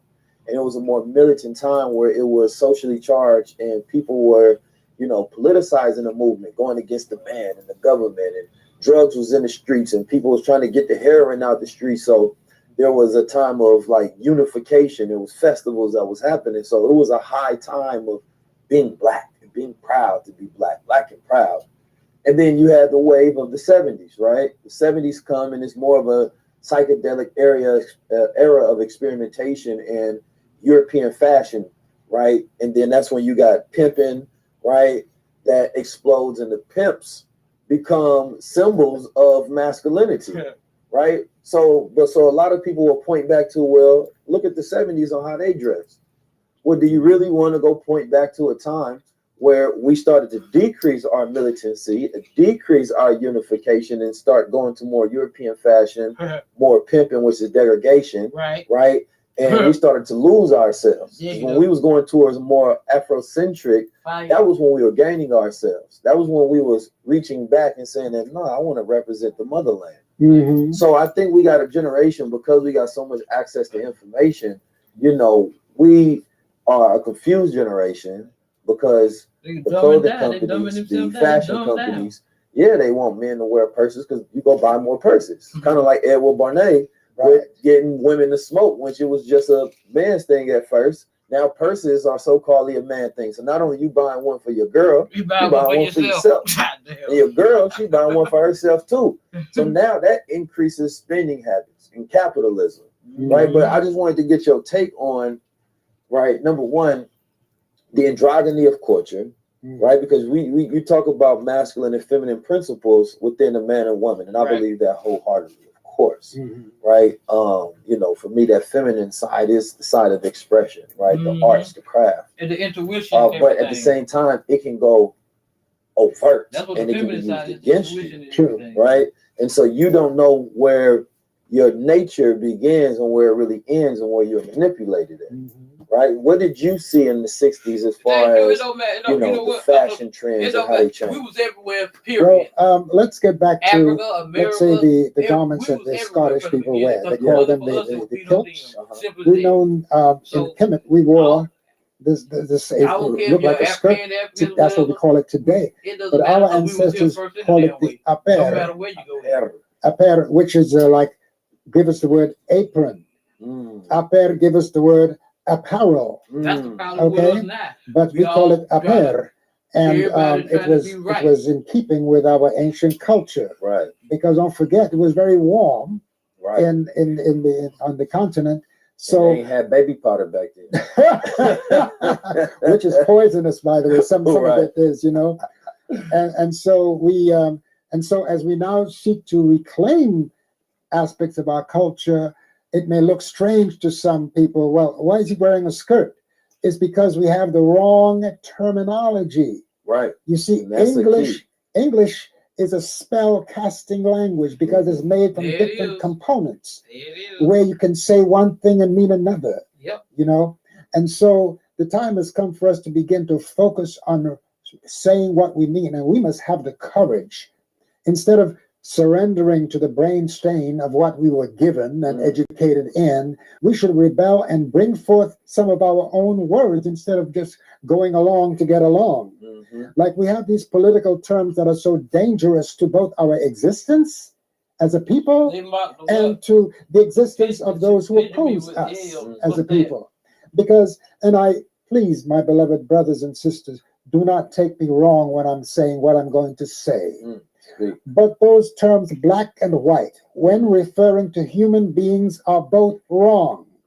They are lies, first of all. They are politically charged lies. And I'll tell you why. When you go into the dictionary and you see how the word black is described. Yeah, I already know the Black Law Dictionary. Well, not even that, because it has no standing in law, as they say. So we have placed ourselves outside of the law. And it only describes that the melanic principle that we're made of, the carbon in our very DNA, that's what it describes. But the word itself is problematic. The people say, well, why do people all over the world hate black people? I don't believe that people all over the world hate people who call themselves black. But because foreigners learn English from the dictionary. The dictionary becomes their Bible. So when you see the description of words in that book, especially Webster's, I say it stirs us in a web of lies, it tends to go, it causes people to go against the very word. So therefore, because we identify with that word, they go against us. Because if you pick up your phone and look, there are about 25 to 30 definitions of the word black in terms of the way it's used, okay? Meanwhile, those who oppose us, who call themselves white, the descriptions of that word is glowing. It's so beautiful, and everyone wants to identify with that. And that's why if our sisters choose to shift the color of the texture of their hair, oh, you're wearing a white hair. No, the Aborigines in Australia or dark-skinned people have some of the same type of straight hair. You see, because Africa produces all different types, all complexions, all sizes, all heights, is produced by that mother continent. So when we speak of androgyny, we must remember that you have to go to the zodiac of Dendera, the temple of Dendera, and you will see that for this age, which they call Aquarius, this is the age of we call Hapi. And Hapi is also the name of the two Niles, the Blue Nile coming out of Lake Tana, the Iteru Kepset, and the White Nile coming out of Yes, sir. Yeah. Yes, sir. Now, when we got here, you put on the red. Now, you're famously known, right, for having a different color for every day of the week, right? What is this color psychology? Where does this come from, and what does that mean? Well, in something that we instituted at the Shrine of Ptah, each color represents a divine principle. And these divine principles are expressed through the planetary forces in creation. So on Monday, Moon Day, that's associated with Orset because she's known as the lunar principle in our culture. She represents the lunar principle. On Tuesday is her warrior son, Heru. Heru has many aspects, and the warrior aspect of Heru is Heru, conflated with Shango in our legacy in the Yoruba system. On Wednesday, Miércoles, we have Mercury. Now on Monday we wear the blue to evoke our set. So automatically, when I put the blue on Monday, my mind goes to the Divine Mother principle, and it stays with me, with the color of the day. It's a meditation and an offering to that divine principle in the way of color.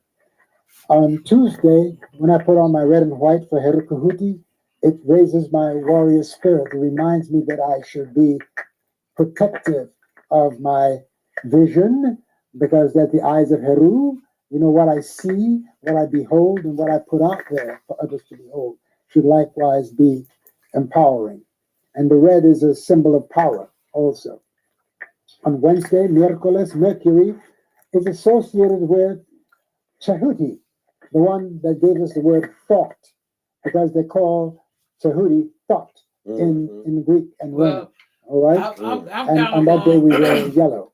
Okay. I'm a Tahuti leader, thought leader. I got on my yellow. Talk to me. You see? So Super Heru, come on. See? That's why if your home natar is Chahuti, the word, because you are constantly dealing with the word, brother. Yes, you sir. bring other people. You have other words coming out, not just your own, too. You're sharing your platform with some beautiful people. So you are in that zone of Chahuti. Which me reminds, I got to do something for you with the Tahuti on it. yeah, let's get it. Oh yeah, and then on Thursday, the day set, and you need levity, the capacity to rise from your set condition.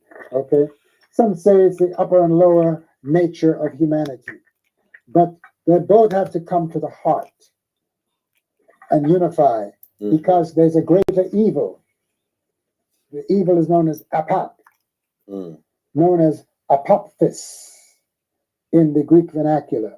And apap is the one who drinks up all the waters of wisdom. Apap is the dragon of the deep. Apap is the evil that's crystallized in a culture. Crystallized evil. Yes. So therefore, Set and Heru come together in order to attack Apap.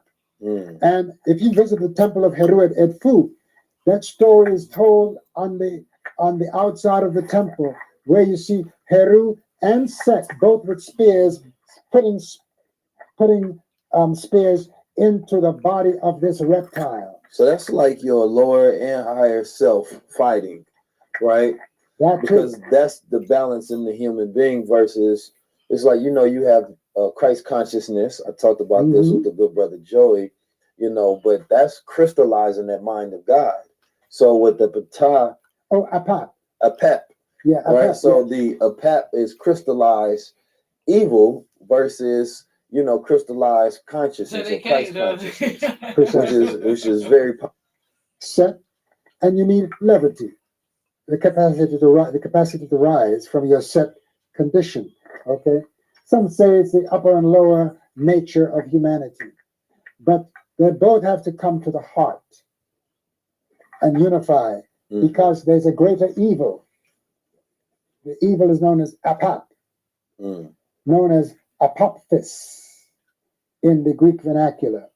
And apap is the one who drinks up all the waters of wisdom. Apap is the dragon of the deep. Apap is the evil that's crystallized in a culture. Crystallized evil. Yes. So therefore, Set and Heru come together in order to attack Apap. And if you visit the temple of Heru at Edfu, that story is told on the outside of the temple, where you see Heru and Set both with spears, putting spears into the body of this reptile. So that's like your lower and higher self fighting, right? Because that's the balance in the human being versus, it's like, you know, you have Christ consciousness. I talked about this with the good brother Joey, you know, but that's crystallizing that mind of God. So with the Ptah, Apep. Yeah, right. So the Apep is crystallized evil versus, you know, crystallized consciousness or Christ consciousness, which is very powerful. So it's like when you know, and everybody doesn't have that ability, but when you can crystallize that light in your mind and you can operate at your highest level at all times, right? With that mind of God, that's that Christ consciousness, right? Yes. But then when you are completely taken over, right? And, you know, your Lord nature, you're going even below that, right? And that's crystallized evil. That's gain. That's what breathes outward. And the joining in the way that the reality works is that, you know, the balance between flesh and spirit, it can be seen in every breath, right? As we breathe, we're taking in chi and spirit, and it is necessary. The spirit feeds the flesh, right? If we stop breathing, the rhythm stops working and they're separated and we die.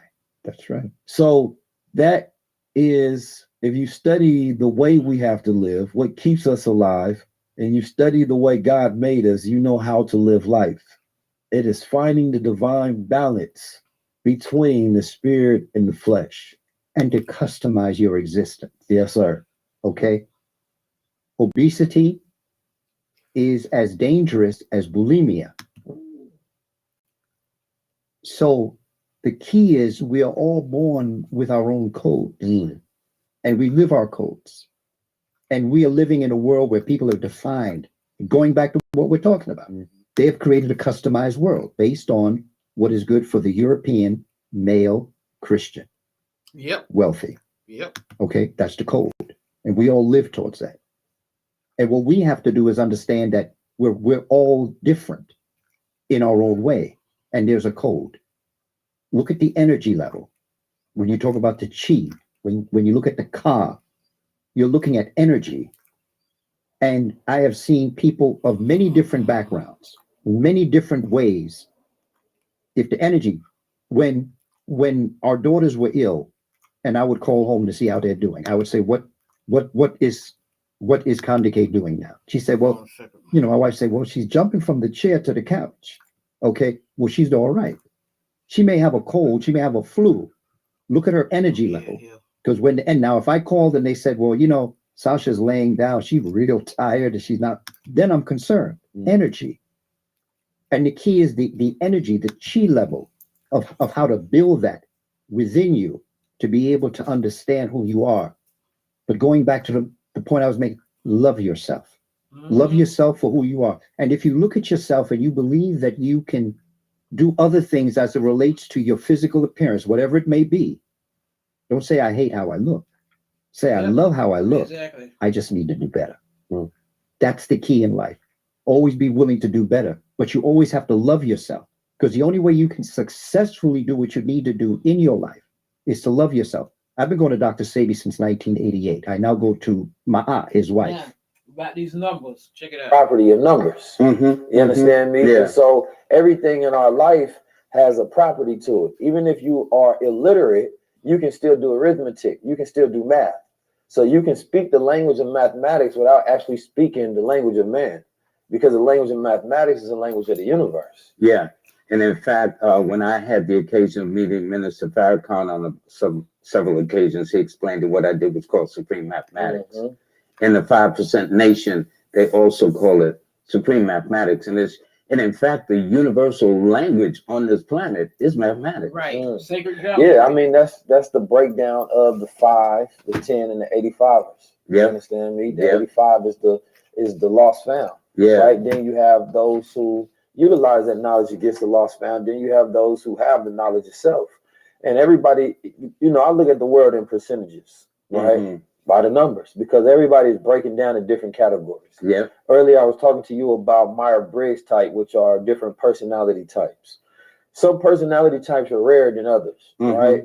So that if I meet some people, let's say that only 2% of the world think, feel, and judge the world in the way that you do.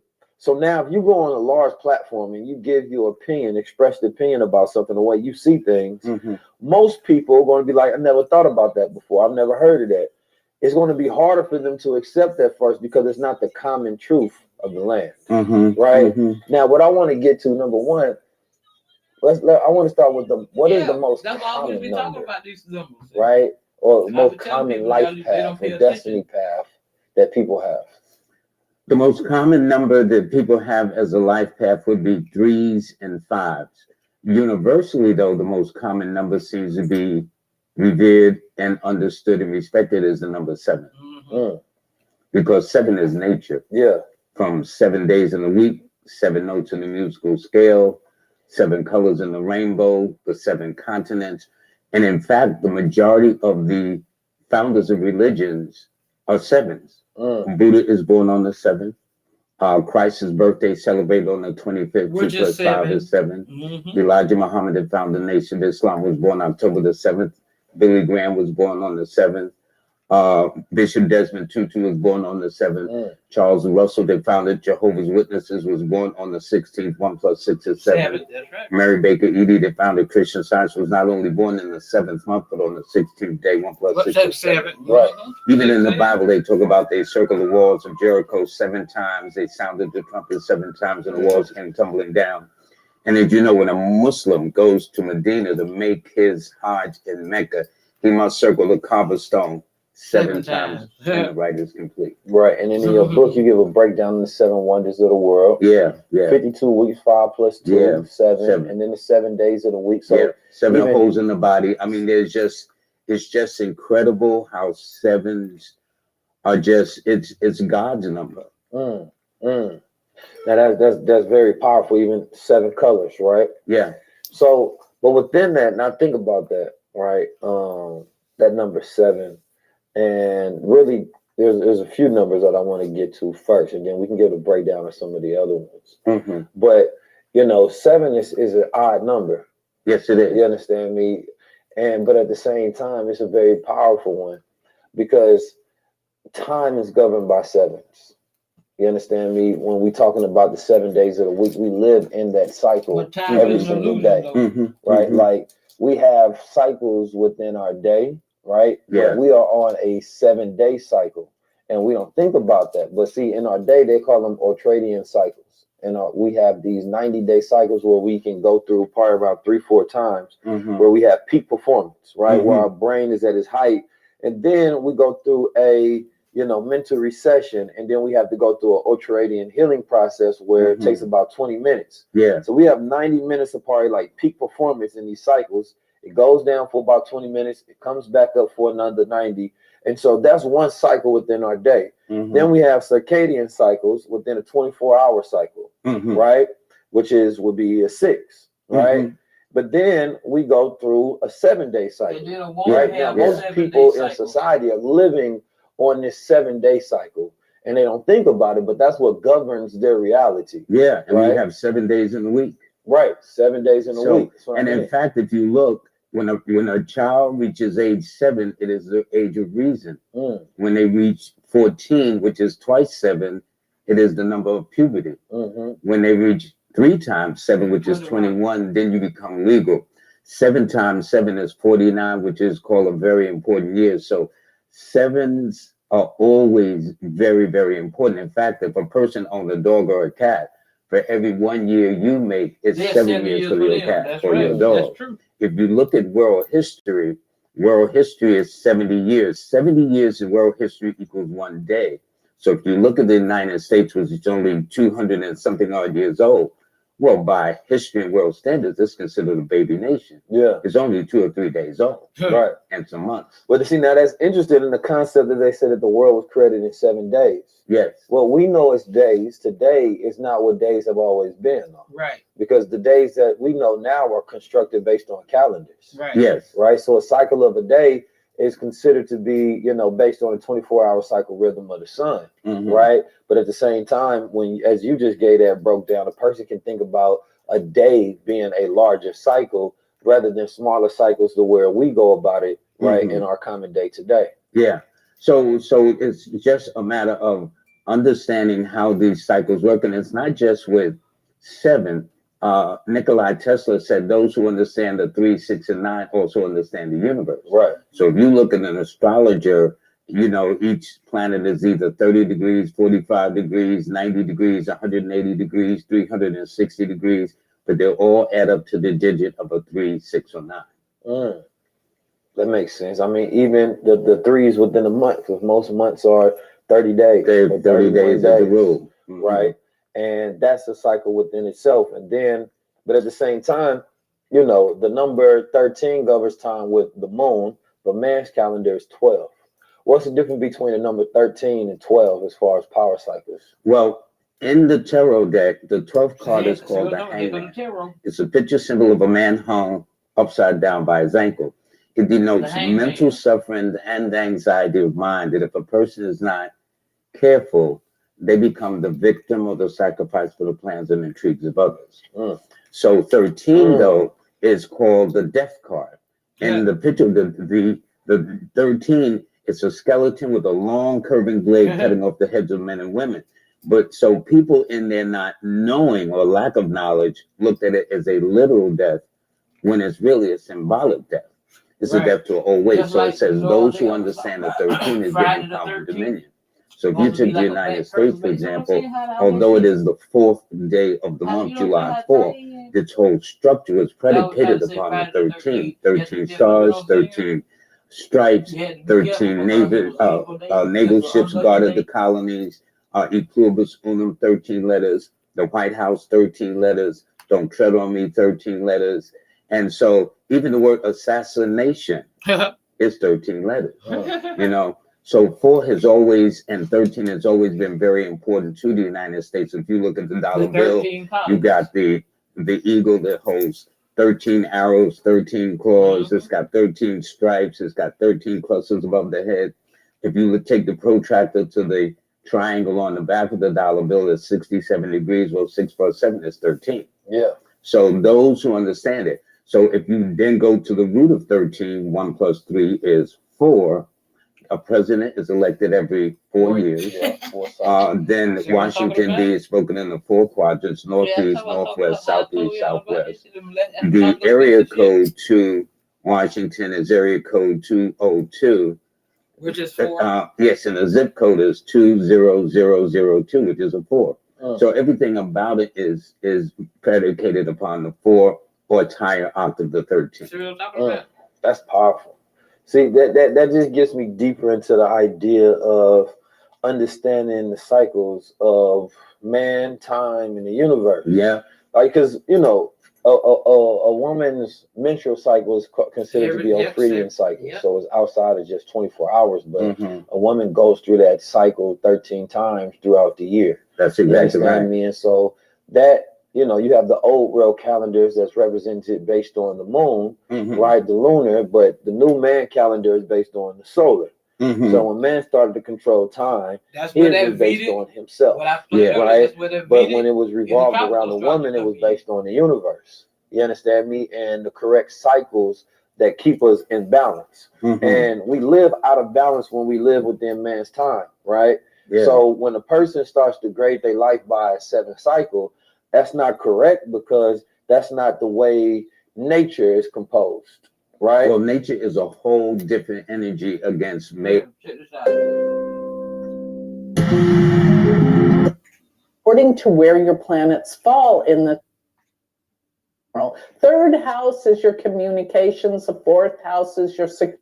May be unfamiliar with astrology. Astrology is a map. And what we're looking at is where all the planets are. And according to what time you're born, that sets up the beginning of the chart so that we know what houses all the planets are going to fall in. It's just the houses are the areas of our life that make up our world. So as we go through all 12 houses, each house relates to something, such as the first house is you. The second house is your money. I'm being very general. Third house is your communications. The fourth house is your security and home. Mother, the fifth house is your children and everything that you create in this world. The sixth house is your health and healing and work. The seventh house is your marriage. The eighth house is death, endings, transformation. The ninth house is spirituality, truth. And the 10th house is your career. The 11th house is your friends, your groups, your associates. Whereas the 12th house is the end of life, the endings, losses. So this is very general. And according to where your planets fall in this chart, will tell you much about what your experiences are in life. So it's a map where the planets fall. So when you talk about being your sign, you're talking about where the sun is, because the sun will travel and stay in a sign per month. But because of the movement of the stars, which has been happening and is always happening, 2,000 years ago, when the zodiacs, the tropical and sidereal zodiacs, were actually lined up in the same placements. As the stars started to move, so did the placements of the planets relative to the stars. And remember, the stars pretty much, it's not total, but pretty much constitute what signs. So the stars, like the fixed star Regulus, which is considered the heart of the lion, it is in Leo. So you see, we have these star groupings in the whole zodiac that are relative to each sign. So where your planets fall, according to the stars, are going to tell you what your sign is. So the sun sign will change every single month. And that's why we have your month of being whatever sign, whether you're looking at tropical or sidereal. But you see, 2,000 years ago, it lined up, but the stars were in alignment with the signs of the Western tropical and the Vedic sidereal. But over a period of 2,000 years, they started changing, and they're always changing. It's just that 2,000 years ago, they aligned. But they're changing. So what's happened is that your planets, and we're talking about the sun right now, have shifted backwards because the stars moved. And at this point in time, the whole zodiac from where it was 2,000 years ago has shifted 23 degrees backwards according to the movement of the stars. So a full sign is 30 degrees. So 23 degrees is almost a full sign. Therefore, the placement of your sun could fall backwards relative to the stars that your sun is placed with at your time and place of birth. So right now, around the year of 2022, the whole zodiac falls back about 24 degrees. Okay, so not a complete sign. So if you have planets that are in the last 6 degrees of a sign, remember 24 degrees, 6 degrees left, they will be in the same sign, but it will be at the very beginning of the Vedic signs and the very end of the Western signs. Now, here's a typical way that you can figure it out without looking all this up and becoming so confused. If you know your Western degrees of your planets, then add 7 and go back a sign. Or add 6 and go back a sign. You're going to get your Vedic placements. But if you have the degrees of your planets, which are more than 24 degrees, then just minus 24 from the degree of that planet. Such as if you have a planet that's 28 degrees of Capricorn, then minus 24, and that means that your planet will be 4 degrees. Let's see, 4 degrees of the same sign, Capricorn. I hope that didn't confuse you. So if the degree marking is after 24 degrees, then you subtract 24 from that degree, such as 24 minus 28 would be 4 degrees, and it stays in the same sign. So it goes from the late degree of the tropical placement to the early degree of the sidereal placement. Otherwise, if it's less than 24 degrees, then you add 6 and go back a sign. So you see what I'm really trying to say. I hope that didn't blow you away with trying to think, but here's the deal. These are the true placements of where the planets are relative to the stars. And Vedic astrology is a star-based system, whereas tropical astrology is really a sun seasonal based system, because we all know we're going to have summer the same time every year. We're going to have winter, fall, and spring. And that's based on tropical astrology, okay, which is Western. So it does have merit and meaning, I believe. And it's about the sun sign. What is the sun sign all about? Because it's relative to the seasons and the movement of the sun, which creates the seasons. So that's pretty much why our sun signs kind of predict our personality. But the Vedic chart is going to give a whole different dimension that, trust me, you'll relate to. If you understand that you're not just talking about your sun sign, you're talking about where all the planets are. And if your sun sign does change, chances are you have Mercury and Venus in the sign that you are in your Western chart. Why? Because Venus and Mercury never get that far from the sun. They're in the sign before, the sign of, or the sign after. So Mercury is how you think. And so if you're really attuned to being Scorpio, but your sun falls back to Libra, but your Mercury is in Scorpio, you're going to think like a Scorpio, even though your sun is in the sign of Libra. And here's another variable that goes a little bit deeper. A lot of people say, oh, I don't resonate to the Vedic signs. Some people say I don't resonate to the tropical Western signs. But it's going to be based a lot on the houses too. This is going deeper. But let's say you have 4 planets in the 8th house, and you don't have any planets in Scorpio. You're going to have a lot of Scorpio qualities. Why? Because the houses are so important. And the 8th house is relative to the 8th sign, which is Scorpio. So the first sign is Aries, and the first house is going to resonate like Aries. The second house, the second sign is Taurus, and the second house deals with money, and Tauruses are about financial situations. The third house in a chart is all about communications, and that's Gemini.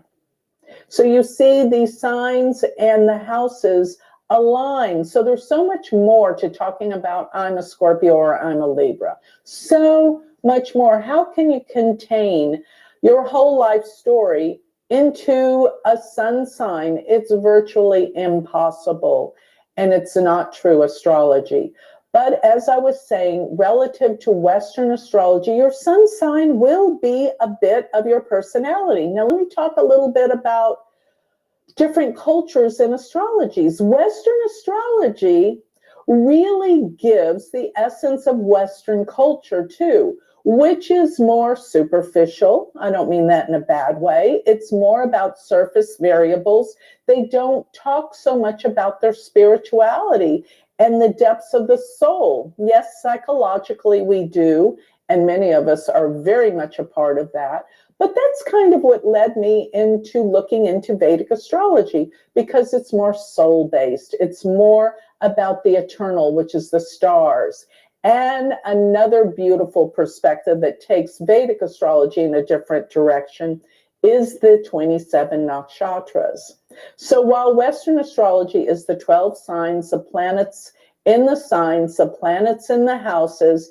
And yes, it's going to be based on the sun and the solar aspect of who we are personality wise, with the cultural aspect of the Western world, which is going to be more about what's on the surface and your personality. You see, where Vedic astrology is more about the soul essence, what goes from lifetime to lifetime. So it's about the soul essence, and it's deeper. So you're going to connect to your Vedic signs about your soul essence, your karma, the deep side of your spirit.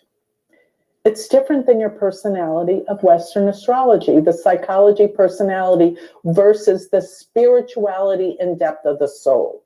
So I really wanted to learn Vedic astrology based on that premise. Taking it a step deeper, they take the whole zodiac of 12 signs. Remember, each sign is 30 degrees. There's 12 of them, so it makes a 360-degree circle of the zodiac. But they divide the portions up into smaller segments of 13 degrees, 20 minutes. And these are called the nakshatras. So if you take the whole 360-degree zodiac and divide it into segments of 13 degrees, 20 minutes, you will get 27. And so the 27 nakshatras take this into a deeper spiritual aspect of what these portions and the stars, essentially what they mean in these portions of the zodiac. So the stars are what give the nakshatras meaning. And nakshatra actually means that which never decays. So these portions of the zodiac, I talk about the nakshatras relative to what the stars mean and the whole mythological meaning and depth of what these portions of the zodiac relate to. So it gets deeper and more detailed with meaning when you look at the nakshatras. And I find it fascinating that they are relative to the lunar calendar. And in India, the lunar calendar is based on the nakshatras. As a matter of fact, each month that the moon is full is the name of the month. The nakshatra is the name of the month where the moon is full for the 12 months.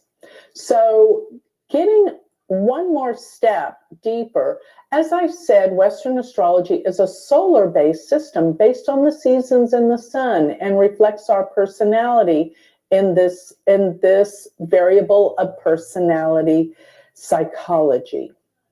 Remember, I was a Western astrologer for 20 years. I understand it quite well.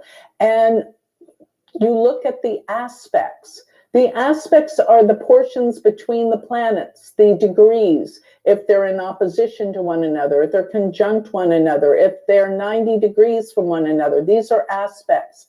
And both Vedic and Western carry the same meanings with aspects. So when you're looking at where the planets are moving in the sky, relative to where they are in your map of where they were when you were born. So you have a birth chart, and this is where the planets are according to your time, day, year, and place of birth. It's a map of where the planets were. This is your chart. But where the planets continue to move through your chart, and as they come together with the planets where they were when you were born, is where we make our predictions. If it happens in the 7th house, let's say Jupiter is transiting and it's in your 7th house. Remember, your whole chart is set up by your time of birth according to what the rising sign is. That's house number 1. So you count to the 7th house. That will be your marriage partner and relationships when you get married, and all of those variables with partnership and marriage. So let's say that you have Venus in your 7th house, and transiting Jupiter happens to come into the sign, into your 7th house, and conjuncts come to the same degree as your Venus. This will happen once every 12 years with Jupiter. You have to understand how fast or slow the planets are moving. So Jupiter stays in a sign per year, but Jupiter is the planet we look for prediction in terms of making, expanding things and bringing good, exciting new things into our life. Saturn's going to be the planet that brings the difficult things to our life. Whereas Venus, Mercury, and the Sun, these are very fast-moving planets. They deal with daily experiences that happen throughout the year. But Mars can be a big trigger of things in your life according to where it's transiting. And the 3 outer planets are monumental for change in your life. So you see, I'm talking about where the planets are moving through your chart. You're fixed, sort of like freeze frame of where the planets were at birth, where the planets continue to move relative to that freeze frame birth chart. This is called transits, and this is where we make our predictions. My point is, your transits will be the same in Western astrology as they are in Vedic astrology. So planetary conjunctions, oppositions through the transits will happen the same time. So they are in alignment with the predictions of the Western chart relative to the Vedic chart. You have the same transits. And in Western astrology, you have the progress chart, which is a technique for prediction. It works quite well, but my favorite are the dashas in Vedic astrology. The dashas are based on where your natal moon is at your time and place of birth. That starts your entire cycles of when things will happen in your life. So let me point out this fact. Western tropical astrology is a solar-based system. But Vedic astrology is a lunar-based system based on the dasha system. It's relative to your moon. And that is why in many of my videos, I always say, look at where your natal moon is, as well as the ascendant, because we call this Chandra Lagna. And that simply means the moon as the ascendant. The Lagna in Vedic astrology is the ascendant. So we base things solely, and that's so personal, where your natal moon is, because the moon changes signs every 2.5 days. So when you're looking at sun sign astrology, everyone has the same sun sign for a month, but people have the same moon sign for only 2.5 days. Very personal and very changeable, and it sets up the whole predictive system of what we call the dashas, which is extraordinary, very accurate. Western has its merits and what it's about, but so does Vedic astrology. So I just want to give you, I hope I didn't lose you with some of the details, but I want somebody that's not a professional, that's a novice, that wants to understand what is it with Vedic and what is it with Western? Why are the placements different? And what is that all about? It's about the stars. And I always say that Vedic astrology is true to the stars, because when I look at the fixed stars, which are so powerful, such as Regulus being the heart of the lion, in Western astrology, they think that through looking at their chart, it is in Virgo. And that doesn't make any sense to me that Regulus could be in Virgo, because its definitions are what define the sign Leo, as well as the star Antares. It cannot be in Sagittarius because it is the heart of the Scorpion, and everything that describes Antares describes Scorpio. So you see these movements of the stars, and relative to the planets are going to be your Vedic chart, which is deep with meaning, and we must respect this ancient system of astrology. It works. Astrology works. And I have a love of all astrology and a deep respect, and you should too. So with that, I'd like to close. If you would like more information on me, you want to learn Vedic astrology, remember I have a stellar university, a community of astrology.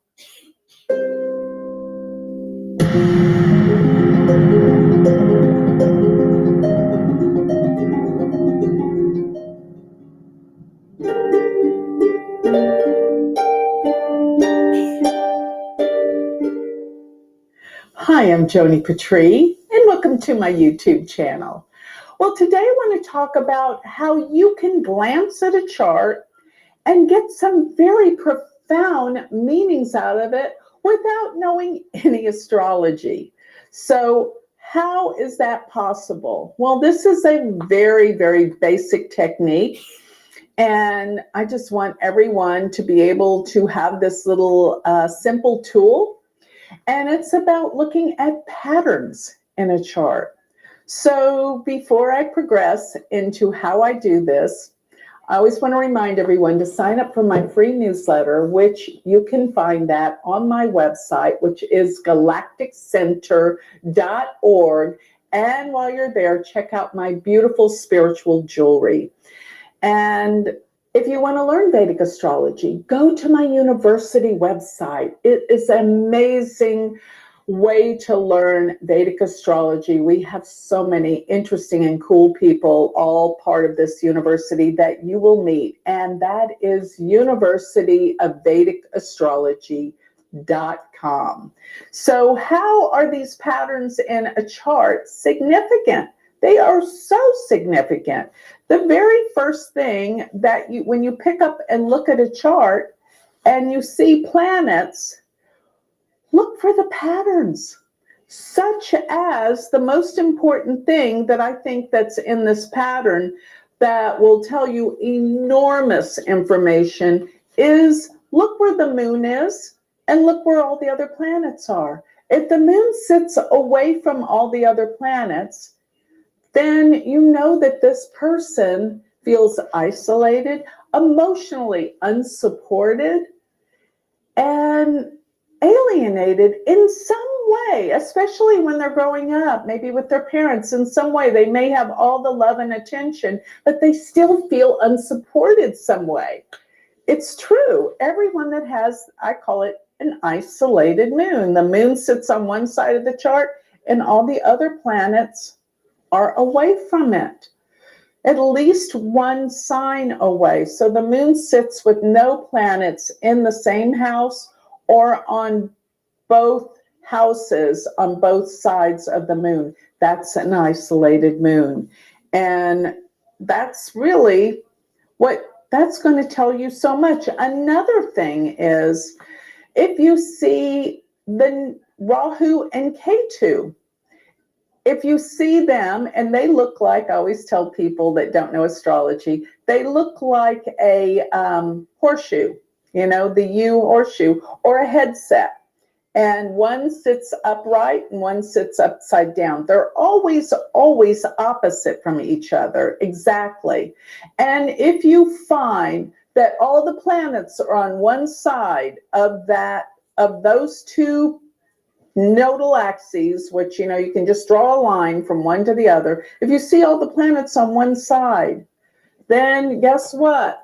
That person has what's called a Kalasarpa yoga. And that means such extremes in life, highs and lows. I always tell people that have this, when you tell your story about your life, people think either you're exaggerating or you're making it all up, because it's usually pretty unbelievable. Now, when we look at this pattern, remember the outer planets aren't actually included in this if they're even calculated in the chart that you're looking at. But all the planets on one side means that this person has a certain life of destiny that causes restrictions with highs but lows. But usually when they hit bottom, they rise to a much higher, more powerful position. So they spring back.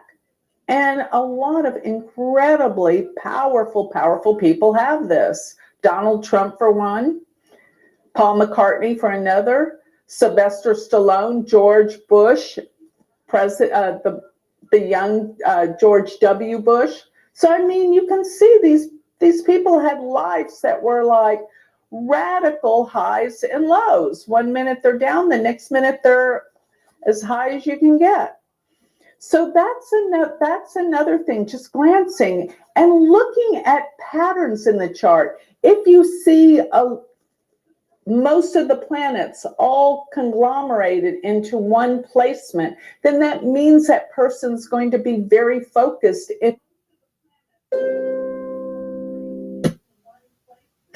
Jupiter rules Sagittarius. That's the ruler of the chart, Jupiter. Whatever house it goes to will be the focus of that person's life. Let's say Jupiter goes to the 9th house. The 9th house is spirituality and truth, and the father and long distance travel. So that will be, most of the life will be around those adventures. So let's go to the next planet in the chart. Go to the moon. Where is the moon? What house is it in? And what house does it rule? Here's how it works. The planets rule houses, and whatever your ascendant sign is sets up each house's rulership. So if you have Gemini ascendant, that means Gemini rules, Mercury rules the first house because Mercury rules Gemini. What follows Gemini? Cancer. So Cancer is going to be the second house. This is in the natural order of the zodiac. It follows, Cancer follows Gemini. So the second house is going to be Cancer. So the second house is ruled by the moon. And wherever the moon goes in the chart will tell about the money and the childhood experiences. So let's say the moon goes to the 8th house. It rules the second. That would definitely mean that early childhood experiences were tough. The 8th house is tough. But it can also mean that money will come through other people, especially like inheritances. Because why? The second house is money. Wherever the ruler of the second house goes is going to be where your money's going to come through. And the 8th house will be through other people or inheritances. If the ruler of the second house goes to the 6th house, the 6th house deals with health. That means you'll make your money through health, ways of health. If the ruler of the second house, the moon, goes to, and it doesn't, no matter what your ascendant is, it's whatever planet rules your second. I'm just using this as an example because if the rising is Gemini, the second house is Cancer, ruled by the moon. The house the moon goes into tells you how you make your money. Let's go to the 3rd house. The 3rd house deals with brothers and sisters, and it also deals with our communications. So whatever planet rules the 3rd house, it will bring 3rd house reason, rhyme and reason from it. So let's get back to going from planet to planet. So we just checked out the moon, and we know the moon in this particular chart rules the 2nd house, and that's going to deal with how they make their money. So let's go to the next planet in the chart. Let's go to Mercury. You're going to want to look at what houses Mercury rules and what house it's in. Now, if Mercury rules, let's just say you got a Sagittarius ascendant, right? So that means that Mercury will rule the 7th house. Gemini is going to be on the 7th house of Sagittarius ascendant, and Mercury will rule the 10th house. So let's say that Mercury, ruler of both the 7th, which is what, relationships and career, let's say that Mercury sits in the 10th house in its own sign in Virgo. Then that would mean that the 7th house ruler, Mercury rules both the 7th and the 10th, so it sits in the 10th. This is very strong for work and career because the ruler of the 10th house is in the 10th house, but it also rules the 7th. Therefore, they will probably meet their marriage partner, 7th house, through their job, through their career, through their work. See? Or once they get married, they will work with their marriage partner. That's what the 7th house ruler in the 10th house can mean. Or vice versa, the ruler of the 10th and the 7th. Okay, so what we're doing is going from planet to planet. I don't mean to confuse you. So we just looked at Mercury. Let's go to Venus. What house is Venus in? And what houses does Venus rule? Let's go to another example where Venus rules, let's say it's Sagittarius ascendant again, and Venus will rule the 11th house, and it will also rule the 6th house, okay? So Venus takes on the quality of houses 11 and 6, okay? So it's going to carry the energy of the 6th and the 11th house some way. And where is Venus placed? Okay, let's just say it's placed in, Venus is in the 12th house. So with Sagittarius rising, Venus is in the 12th house, and it has to be in Scorpio because the 12th from Sagittarius is Scorpio. So let's just say Venus is in the 12th house, but it rules the 6th and the 11th.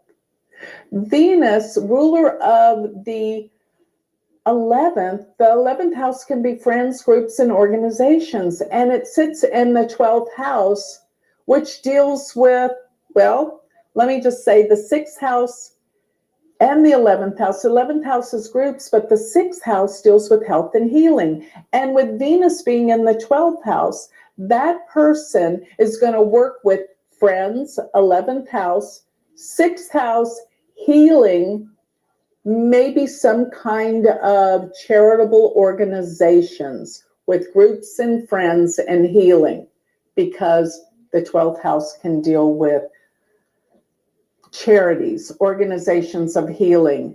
And another thing is it could be losing friends, because maybe there's been great loss around friends. The ruler of the 11th, Venus, goes to the 12th house of losses, endings. So that's how that could be read. And then you go to Mars. Let's say there's a Virgo ascendant. Therefore, Mars will rule the 8th and the 3rd. And let's say Mars goes to the 6th. Okay. So if Mars sits in the 6th house, but it rules the 8th and the 3rd, it's going to give indications about siblings. And because it is the ruler of the 3rd house, it's siblings. Mars is also the indicator of siblings, and it sits in the 6th house. 6th house is health, difficulty with health. There may be a sick sibling. So now let's go to Saturn. Let's say Saturn is in the 7th house. And let's just say possibly it is a Gemini ascendant. So if Saturn sits in the 7th house, it sits in Sagittarius. Now let's say that Saturn rules, and like I said before, what if it ruled the 9th house and it sits in the 7th house? Then that could mean, let's see, Saturn would rule with Gemini ascendant, it would rule the 8th and it would rule the 9th, but it sits in the 7th house. Now, first of all, Saturn gets strength in the 7th house. It's actually not bad. Strength in Saturn gets Digbala, directional strength. And Saturn being in the 7th house, but it takes on the quality of the 9th and the 8th. So there can be some spiritual tendencies of the partner, but the relationships will be difficult. Whenever the ruler of the 7th or the ruler of the 8th is in the 7th, or the ruler of the 7th is in the 8th, there's going to be problems in relationships. So let me repeat that. Saturn being ruling the 8th in the 7th, and or if Saturn rules the 7th and is in the 8th, it causes problems in relationships. Remember, the 8th and the 12th house are going to cause some difficulties. So we talked about, did we talk about Jupiter? Yes. So Sun, Moon, Mercury, Venus, Mars, Jupiter, just in case, remember my original interpretation, if Jupiter rules the 9th house, let's say that Jupiter is in the 9th and it rules the 9th. Let's say Jupiter's in Sagittarius in the 9th, but it goes to the 12th. Yes, it rules the 9th, but it goes to the 12th. And in this particular scenario, then Pisces would be the 12th house. So let me repeat this so you can wrap your head around this. So Jupiter is the planet. It's ruler of the 9th and the 12th because Jupiter rules Sagittarius and Pisces. If it sits in the 9th house, this could be good things for the father. Jupiter, ruler of the 9th and the 9th, but it also brings over the qualities of the 12th house, which could make the father a little distant or probably travel a lot to foreign places. And if we have Jupiter, ruler of the 9th, and it sits in the 12th in Pisces, then the ruler of the 9th, representing the father, goes to the 12th house. The father could travel, not be around a lot because he's traveling to foreign countries. So you see, what you're doing is, and I'm going to start in the future of these little mini classes, show you charts on how this is done. But the whole premise that I want you to understand from what I just went through is you look at where the planets are. What houses do they rule? Because they bring that energy of those houses to the house that it sits in. And you go through each planet, what house it's in, what house it rules, what house it's in, what house it rules, what house it's in, what house it rules. And when you understand all the profound meanings of the houses, you blend them. And you'll start reading charts and you will totally, completely amaze yourself on how you can see a person's life. This is true and this is real. Astrology is so profound and amazing. It is the divine science. So with that, I'd like to close. If you would like more information on me, please go to my website, which is galacticcenter.org, and please check out my university website, which is universityofvedicastrology.com. Thank you.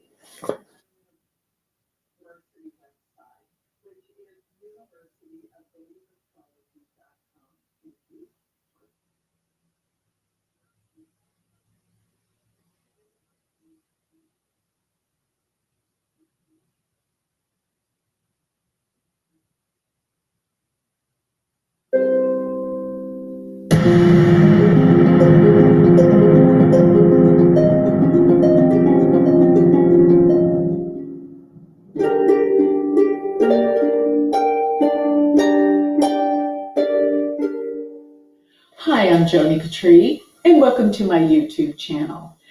Well, today I'd like to talk about one of the most specific questions that almost always comes up in a reading, and that is about marriage, and that is about marriage partners. When will I get married? When will I meet someone? And what will they be like? You have to be able to assess certain things in a chart to know this. And let me just dig in here, because the first thing that I look for is the 7th house, of course. The 7th house is the house of the marriage partner. The 5th house is the house of meeting people, courtship, love, romance. But the 7th house is going to be our marriage partner and how we relate in relationships. So many people say, you know, how can the 7th house be the same person when I'm married more than once? The 7th house is always going to be how you relate. It's not necessarily always the partner. And that's a whole nother aspect of astrology, which I believe you can count 3 houses from the 7th to the 9th house to get a better look at the next marriage partner. But looking at how you relate and your marriage and the opportunities as to when you will meet someone and get married, it's always the 7th house. So what is in the 7th house? If there's Mars, if there's Rahu, if there's the Sun, if there's Saturn, malefics there will determine many aspects of the marriage partner, what they are like. Now, If Mars is there, this is called Kuja dosha. Kuja dosha means when Mars is aspecting fully the 7th house, which means it's either in the 1st house, the 7th house, the 12th house, because it's aspecting, Mars is aspecting the 7th by its 8th aspect, or the 4th house, because Mars is aspecting by its 4th aspect. So this is Kuja dosha, which means there can be some difficulty, but does not by any means mean you won't get married or you won't find happiness and love. But it means you've got to work at it. There's a lot of things you have to work through. So when I think about what the marriage partner exactly is, I'm going to give you a little secret that amazes people and absolutely works. When people ask me, what will they be like? I go to the 7th house and I make it the 1st house. And I read that chart as though it were the partner's chart, making the 7th the 1st. So therefore the 8th will be the 2nd from the 7th, which means the partner's ability to make money. And many times when I see like Jupiter, Venus, or Rahu, Jupiter, Rahu in the 8th house, it can mean a very wealthy partner because it's the 2nd from the 7th. You see what I'm doing?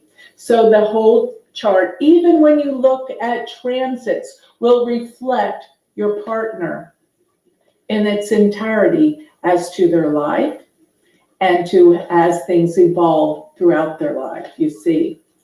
So the planet that rules the 7th house, where it goes in the chart, will give you major clues to your relationship, such as if you have the ruler of the 7th house in the 12th house, it could mean a foreigner, or that your partner's never there, not there for you, and feels distant, disconnected. Maybe they travel all the time. Maybe they're not there for you emotionally, but that's what the ruler of the 7th in the 12th will indicate.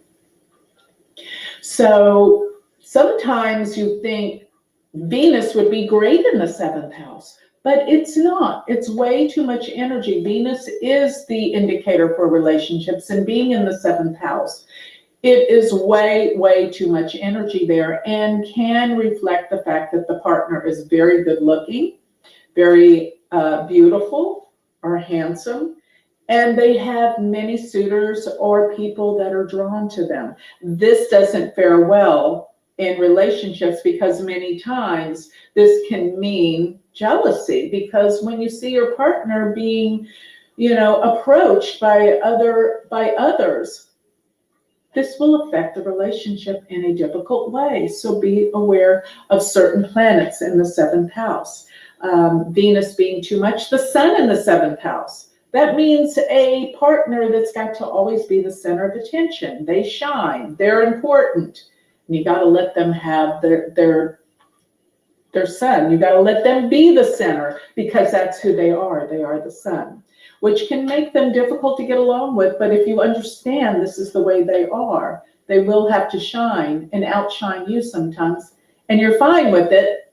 That works. That truly works. The moon in the 7th house can mean fluctuations all the time, changing a partner that changes their mind quite rapidly about relationships. So you see, the planets in the 7th house will tell you so much about your partner and who you marry.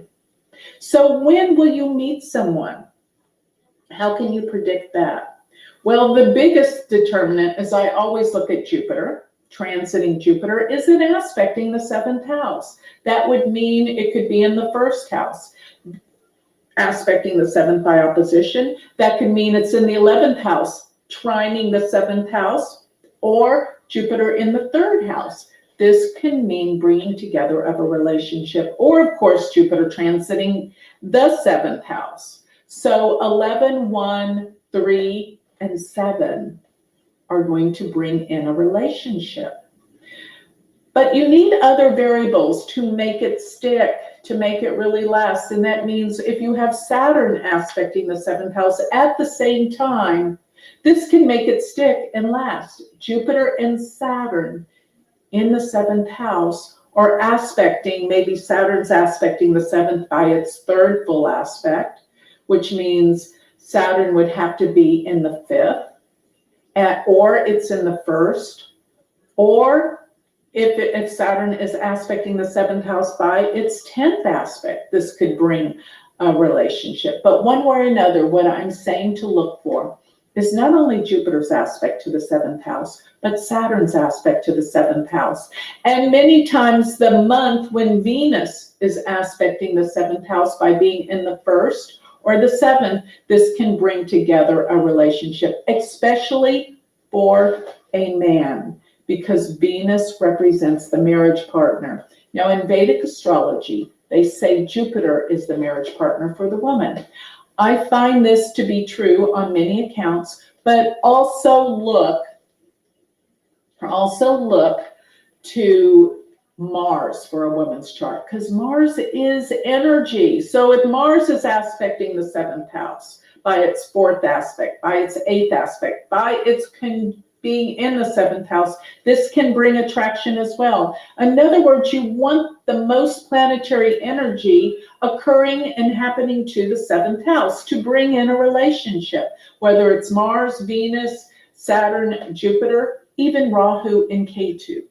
These will make relationships happen. So these are all the variables that I look for. And the next thing you must do is you must also look at the Navamsha chart. The Navamsha chart there's a reason why in parentheses it says spouse. So what I look for is the Mahadasha ruling planet and the Bhukti ruling planet. If either of those are in the 1st or the 7th house of the Navamsha chart, that window of time when you're in the Mahadasha or the Bhukti of planets in the 1st or 7th in the Navamsha chart, will be another indicator of a window of time. Then you whittle it down by looking at the transiting planets. Is Jupiter and Saturn aspecting the 7th? And most importantly, last but not least, always check Chandra Lagna, the moon as the ascendant. And one of the biggest things that I look for in terms of predicting relationship, marriage, coming together with someone, is when you have Jupiter either conjunct or oppose the moon. This will bring in a relationship. Watch and see. So if you have 3 or more of these specific things I have said, where you've got planets aspecting the 7th house by transit, and you have the Mahadasha ruling planets, the Mahadasha or the Bhukti, the next level down. If that planet is ruling the 7th house or in the 7th house or aspecting the 7th house in the birth chart, this can be the time that you can predict marriage. So basically, I'm looking for a number of things. And when you have 3 strong variables aspecting the 7th house, you're going to find that that's when they're going to meet someone. Now, there's one last variable that I look for, and that is the Dara Karaka. What is the Dara Karaka? Now, this is the system of Jaimini astrology, which I always look at the Dara Karaka. That is the planet that is the lowest in sidereal degree. Remember, the Atma Karaka, which is who you are, is the planet that's highest in sidereal degree, represents you, but the Dara Karaka represents the partner. Now, let me emphasize, I do not use Rahu and Ketu in the system, nor do I use the outer planets. They simply aren't a part of this system. So just looking simply at the planets, not Uranus, Neptune, or Pluto, or Rahu or Ketu, whichever planet is lowest in sidereal degree is the Dara Karaka. Therefore, if I see Jupiter aspecting the Dara Karaka, planet lowest in sidereal degree, or Rahu or Ketu, or Venus even crossing over it, this is a time that you could meet someone that could potentially lead you into marriage, serious, committed relationships. That's what I see for the 7th house. It is all about committed relationships.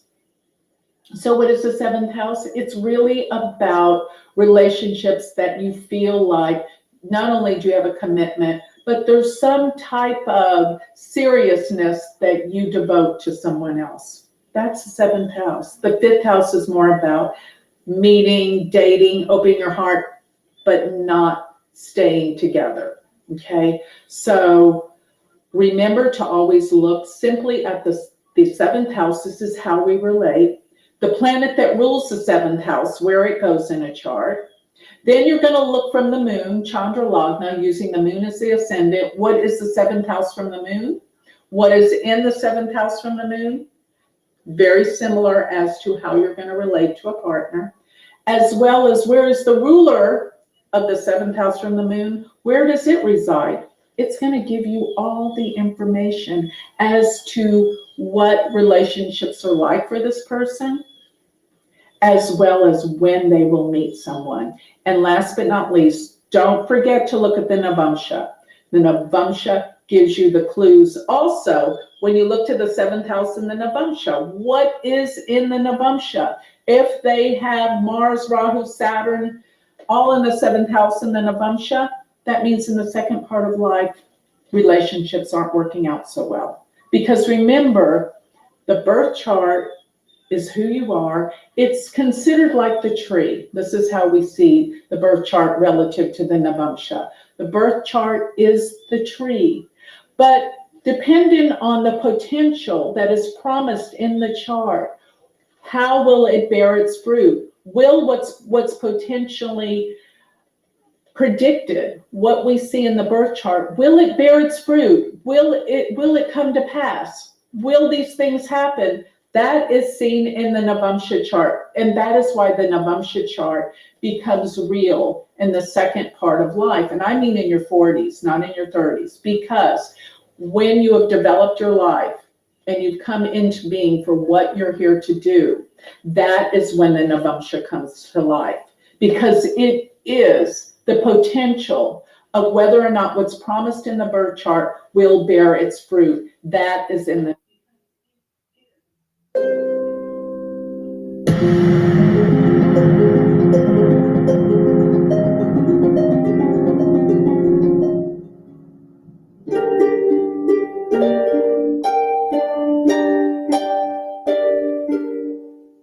Hi, I'm Joni Petrie, and welcome to my YouTube channel. Well, today I want to talk about the powerful number, mystical number, number 3. This number has so much relevance throughout our world, and particularly in astrology. It is the root cause number of 9 and 12. Because what we find in astrology, these numbers are repeated over and over again. But as to going to all the variables of this mystical number in our lives, let me point out that 3 is the mystical number of the pyramids. The pyramids are 3-sided and said to have so much power. The ancient Egyptians built these structures because of the power that it creates with the 3 sides. Now, another interesting number 3 is called the Trinity. In Christianity, there is the Trinity of God, which is God the Father, God the Son, and God the Holy Ghost. And this Trinity, in my opinion, deals with God the body, God the spirit, and God the mind. So you could say that in the Holy Trinity, God the Father is pretty much the mind. God the Holy Ghost is the spirit. And the God that represents humanity, God the Father, God the Son, is human, which is man, which has been referred to as Jesus in Old Christian, in the text in Christianity. So the Trinity is a very important part of that. Now, in Western psychology, we have the ego, the shadow, and the self. And did you know there's 3 levels of consciousness? There is consciousness, subconsciousness, and superconsciousness. These are all levels of awareness and consciousness. Now, another thing that I think is really interesting is the fact that there are 3 gunas in Vedic astrology. The 27 nakshatras are divided into 3 different groupings. So they're groupings of 9 nakshatras. So 3 sets of 9 are relative to the gunas, which we have the rajas, the tamas, and the sattva. Now, sattva is the goodness, virtue, purity, while rajas is the passion, the material world, attachments, whereas tamas is ignorance and darkness. So these are the 3 gunas, and each 9 portions of the nakshatras are relative to these 3 gunas. So getting to astrology, where there is so many references to the number 3, it's astounding. Remember this, there are 3 qualities, which the qualities in astrology are cardinal, fixed, and mutable. And then on top of that, there are 4 elements: fire, earth, air, and water. But there are 3 signs that are fire. There are 3 signs that are earth. There are 3 signs that are air and 3 that are water. And this also equates to the 4 aims of life. So what are the 4 aims of life? They are relative to the elements. So there is the element of the elements relate to the 4 aims of life. So there's 4 elements, 4 aims of life. And the way that works is dharma equates to the fire signs. We have artha that equates to the earth signs. And we have kama, which relates to the air signs. And we have moksha that relates to the water signs. So we have 3 signs per each. And of course, 3 times 4 equals 12. So the fire signs we have, which equate to Dharma, is Aries, Sagittarius, and Leo. The 4 earth signs are going to be Taurus, Virgo, and Capricorn. The Kama signs, which relate to the air signs, are going to be the air signs, which are Gemini, Libra, and Aquarius. And the moksha signs, which there are 3 moksha signs, which are relative to the water signs, which are Cancer, Scorpio, and Pisces. So you can see how there are these 3 groupings. Now, here's another interesting fact about these elements. Since there are 3 fire signs, realize that those 3 fire signs, whether it's Aries, Leo, or Sagittarius, they're all in a trine to each other. So there's 3 of them, and they create a trine, 120 degrees, which creates a triangle in the chart. When you look at the elements that trine each other, all the earth signs trine each other, the air, the water, and the fire. So there's another example of the number 3 being so valuable and so important to understand, especially through astrology. Now I want to talk about something in Vedic astrology that we call bhavat-bhavam. Bhavat-bhavam is the repetitive value of these numbers. So when you repeat from one house, 3 houses away from each one, you're going to find that these numbers begin to repeat. And as I go through the third, from the 3rd, the the fourth from the fourth, the fifth from the fifth, the sixth from the sixth, the seventh from the seventh, and the eighth from the eighth, what you're going to find is you're always going to arrive 3 placements from each other as you do this repetitive exercise. And they say in Vedic astrology that when you repeat these numbers, the house that you arrive with has the same qualities, such as the third from the third is the 5th house. Remember, you always start in the house as 1. So if you're counting from the 3rd house, third from the 3rd, that means 3rd, 4th, 5th, you arrive at the 5th. So the 3rd from the 3rd is the 5th house, and the 4th from the 4th. And let me go back. The third house is about creativity, and the 5th house is about creativity on a bigger level.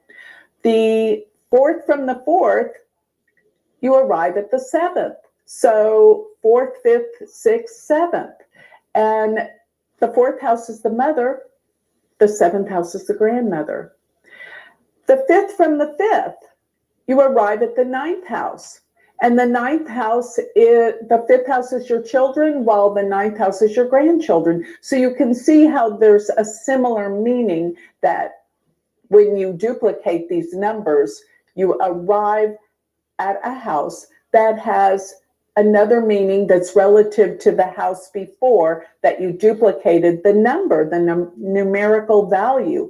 So this is all the power of numbers.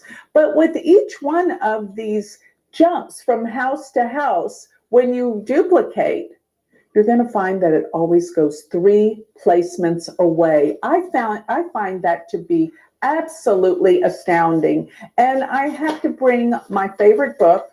I've written this a long time ago, Astrology, the Divine Order of the Universe. In this book, I go over all of the repetitive values in numbers, particularly beginning with the power of number 3 and ending with the completion and the power of the number 12. Remember that the numbers that we're dealing with that are so powerful start with 3, 3, 6, 9. And of course, the completion number is 12. And you can see so many references throughout history dealing with 12. There are 12 levels of consciousness. There are 12 dimensions. No, not consciousness. There's 12 dimensions. That's what I meant. And not only that, there are 12 signs. There are 12 personalities to the signs. And really, when you think about the number 12, you can also talk about, in religious context, so many places, it is like, well, you got to admit, so many religions, there's 12 apostles. But there's 12 houses in the zodiac. And as you can see, when we talk about the Bavam and the number 3 and how it all relates, 3, 6, 9, and 12. This is the power of numbers through astrology. And one more last thing I have to say in reference to the number 3. Things happen in 3s. You know that. When there's a plane crash, usually there's 3. There's something else around the world. Maybe some are bigger than others, but things happen in 3s. And one very last thing in baseball. Remember this, 3 strikes and you're out. So I just wanted to put into reference how powerful numbers are, and really that power, the power of numbers. It is all in the universe. Math is everything that makes up the vibrational frequencies, even in sound and music. All of these tones, all of these vibrations, they're measured in numbers. That's the power of.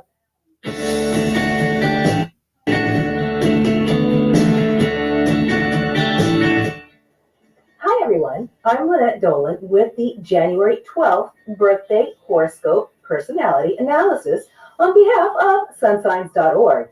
Let me begin by first wishing everyone born today, January 12th, a very happy birthday on behalf of everyone here at sunsigns.org. We hope you have a wonderful and very successful year ahead, and may all your dreams come true. If you are born on January 12th, you are charismatic. You bring a higher level of expectations to the table. The author of this article, Mickey Donaldson, says that your personality is that of a social butterfly. You charm everyone you meet with your playful and flirtatious ways. The star sign for the 12th of January is Capricorn. What your birthday, January 12th, says about you is that you tend to motivate everyone. Your exceptional sense of duty includes being able to help people. This can become somewhat overwhelming at times, but you understand people. This is why they flock to you. On the other hand, you may be guilty of giving out the impression that you are more interesting than you actually are. Choosing a partner for romance can be tricky for those born on January 12th. You have a tendency to be very selective of whom you share your space and time with. Nevertheless, you are a passionate and devoted lovemate. Sunsigns.org predicts that people with a 12th of January birthday can relate to others as long as it is in the scope of business.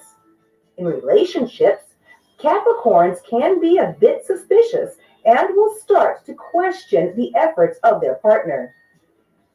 Those born on January 12th birthdays can be a little deceptive themselves. It is easiest to respond logically rather than with any emotion or feeling. Stop doing that. The two relationships are very different, and you should treat them as such. According to the sunsigns.org birthday astrology, your last work projects had favorable results. This phase starts out with a breath of fresh air, but now your interpersonal relationships will show signs of stability. The 12th of January birthday horoscope predicts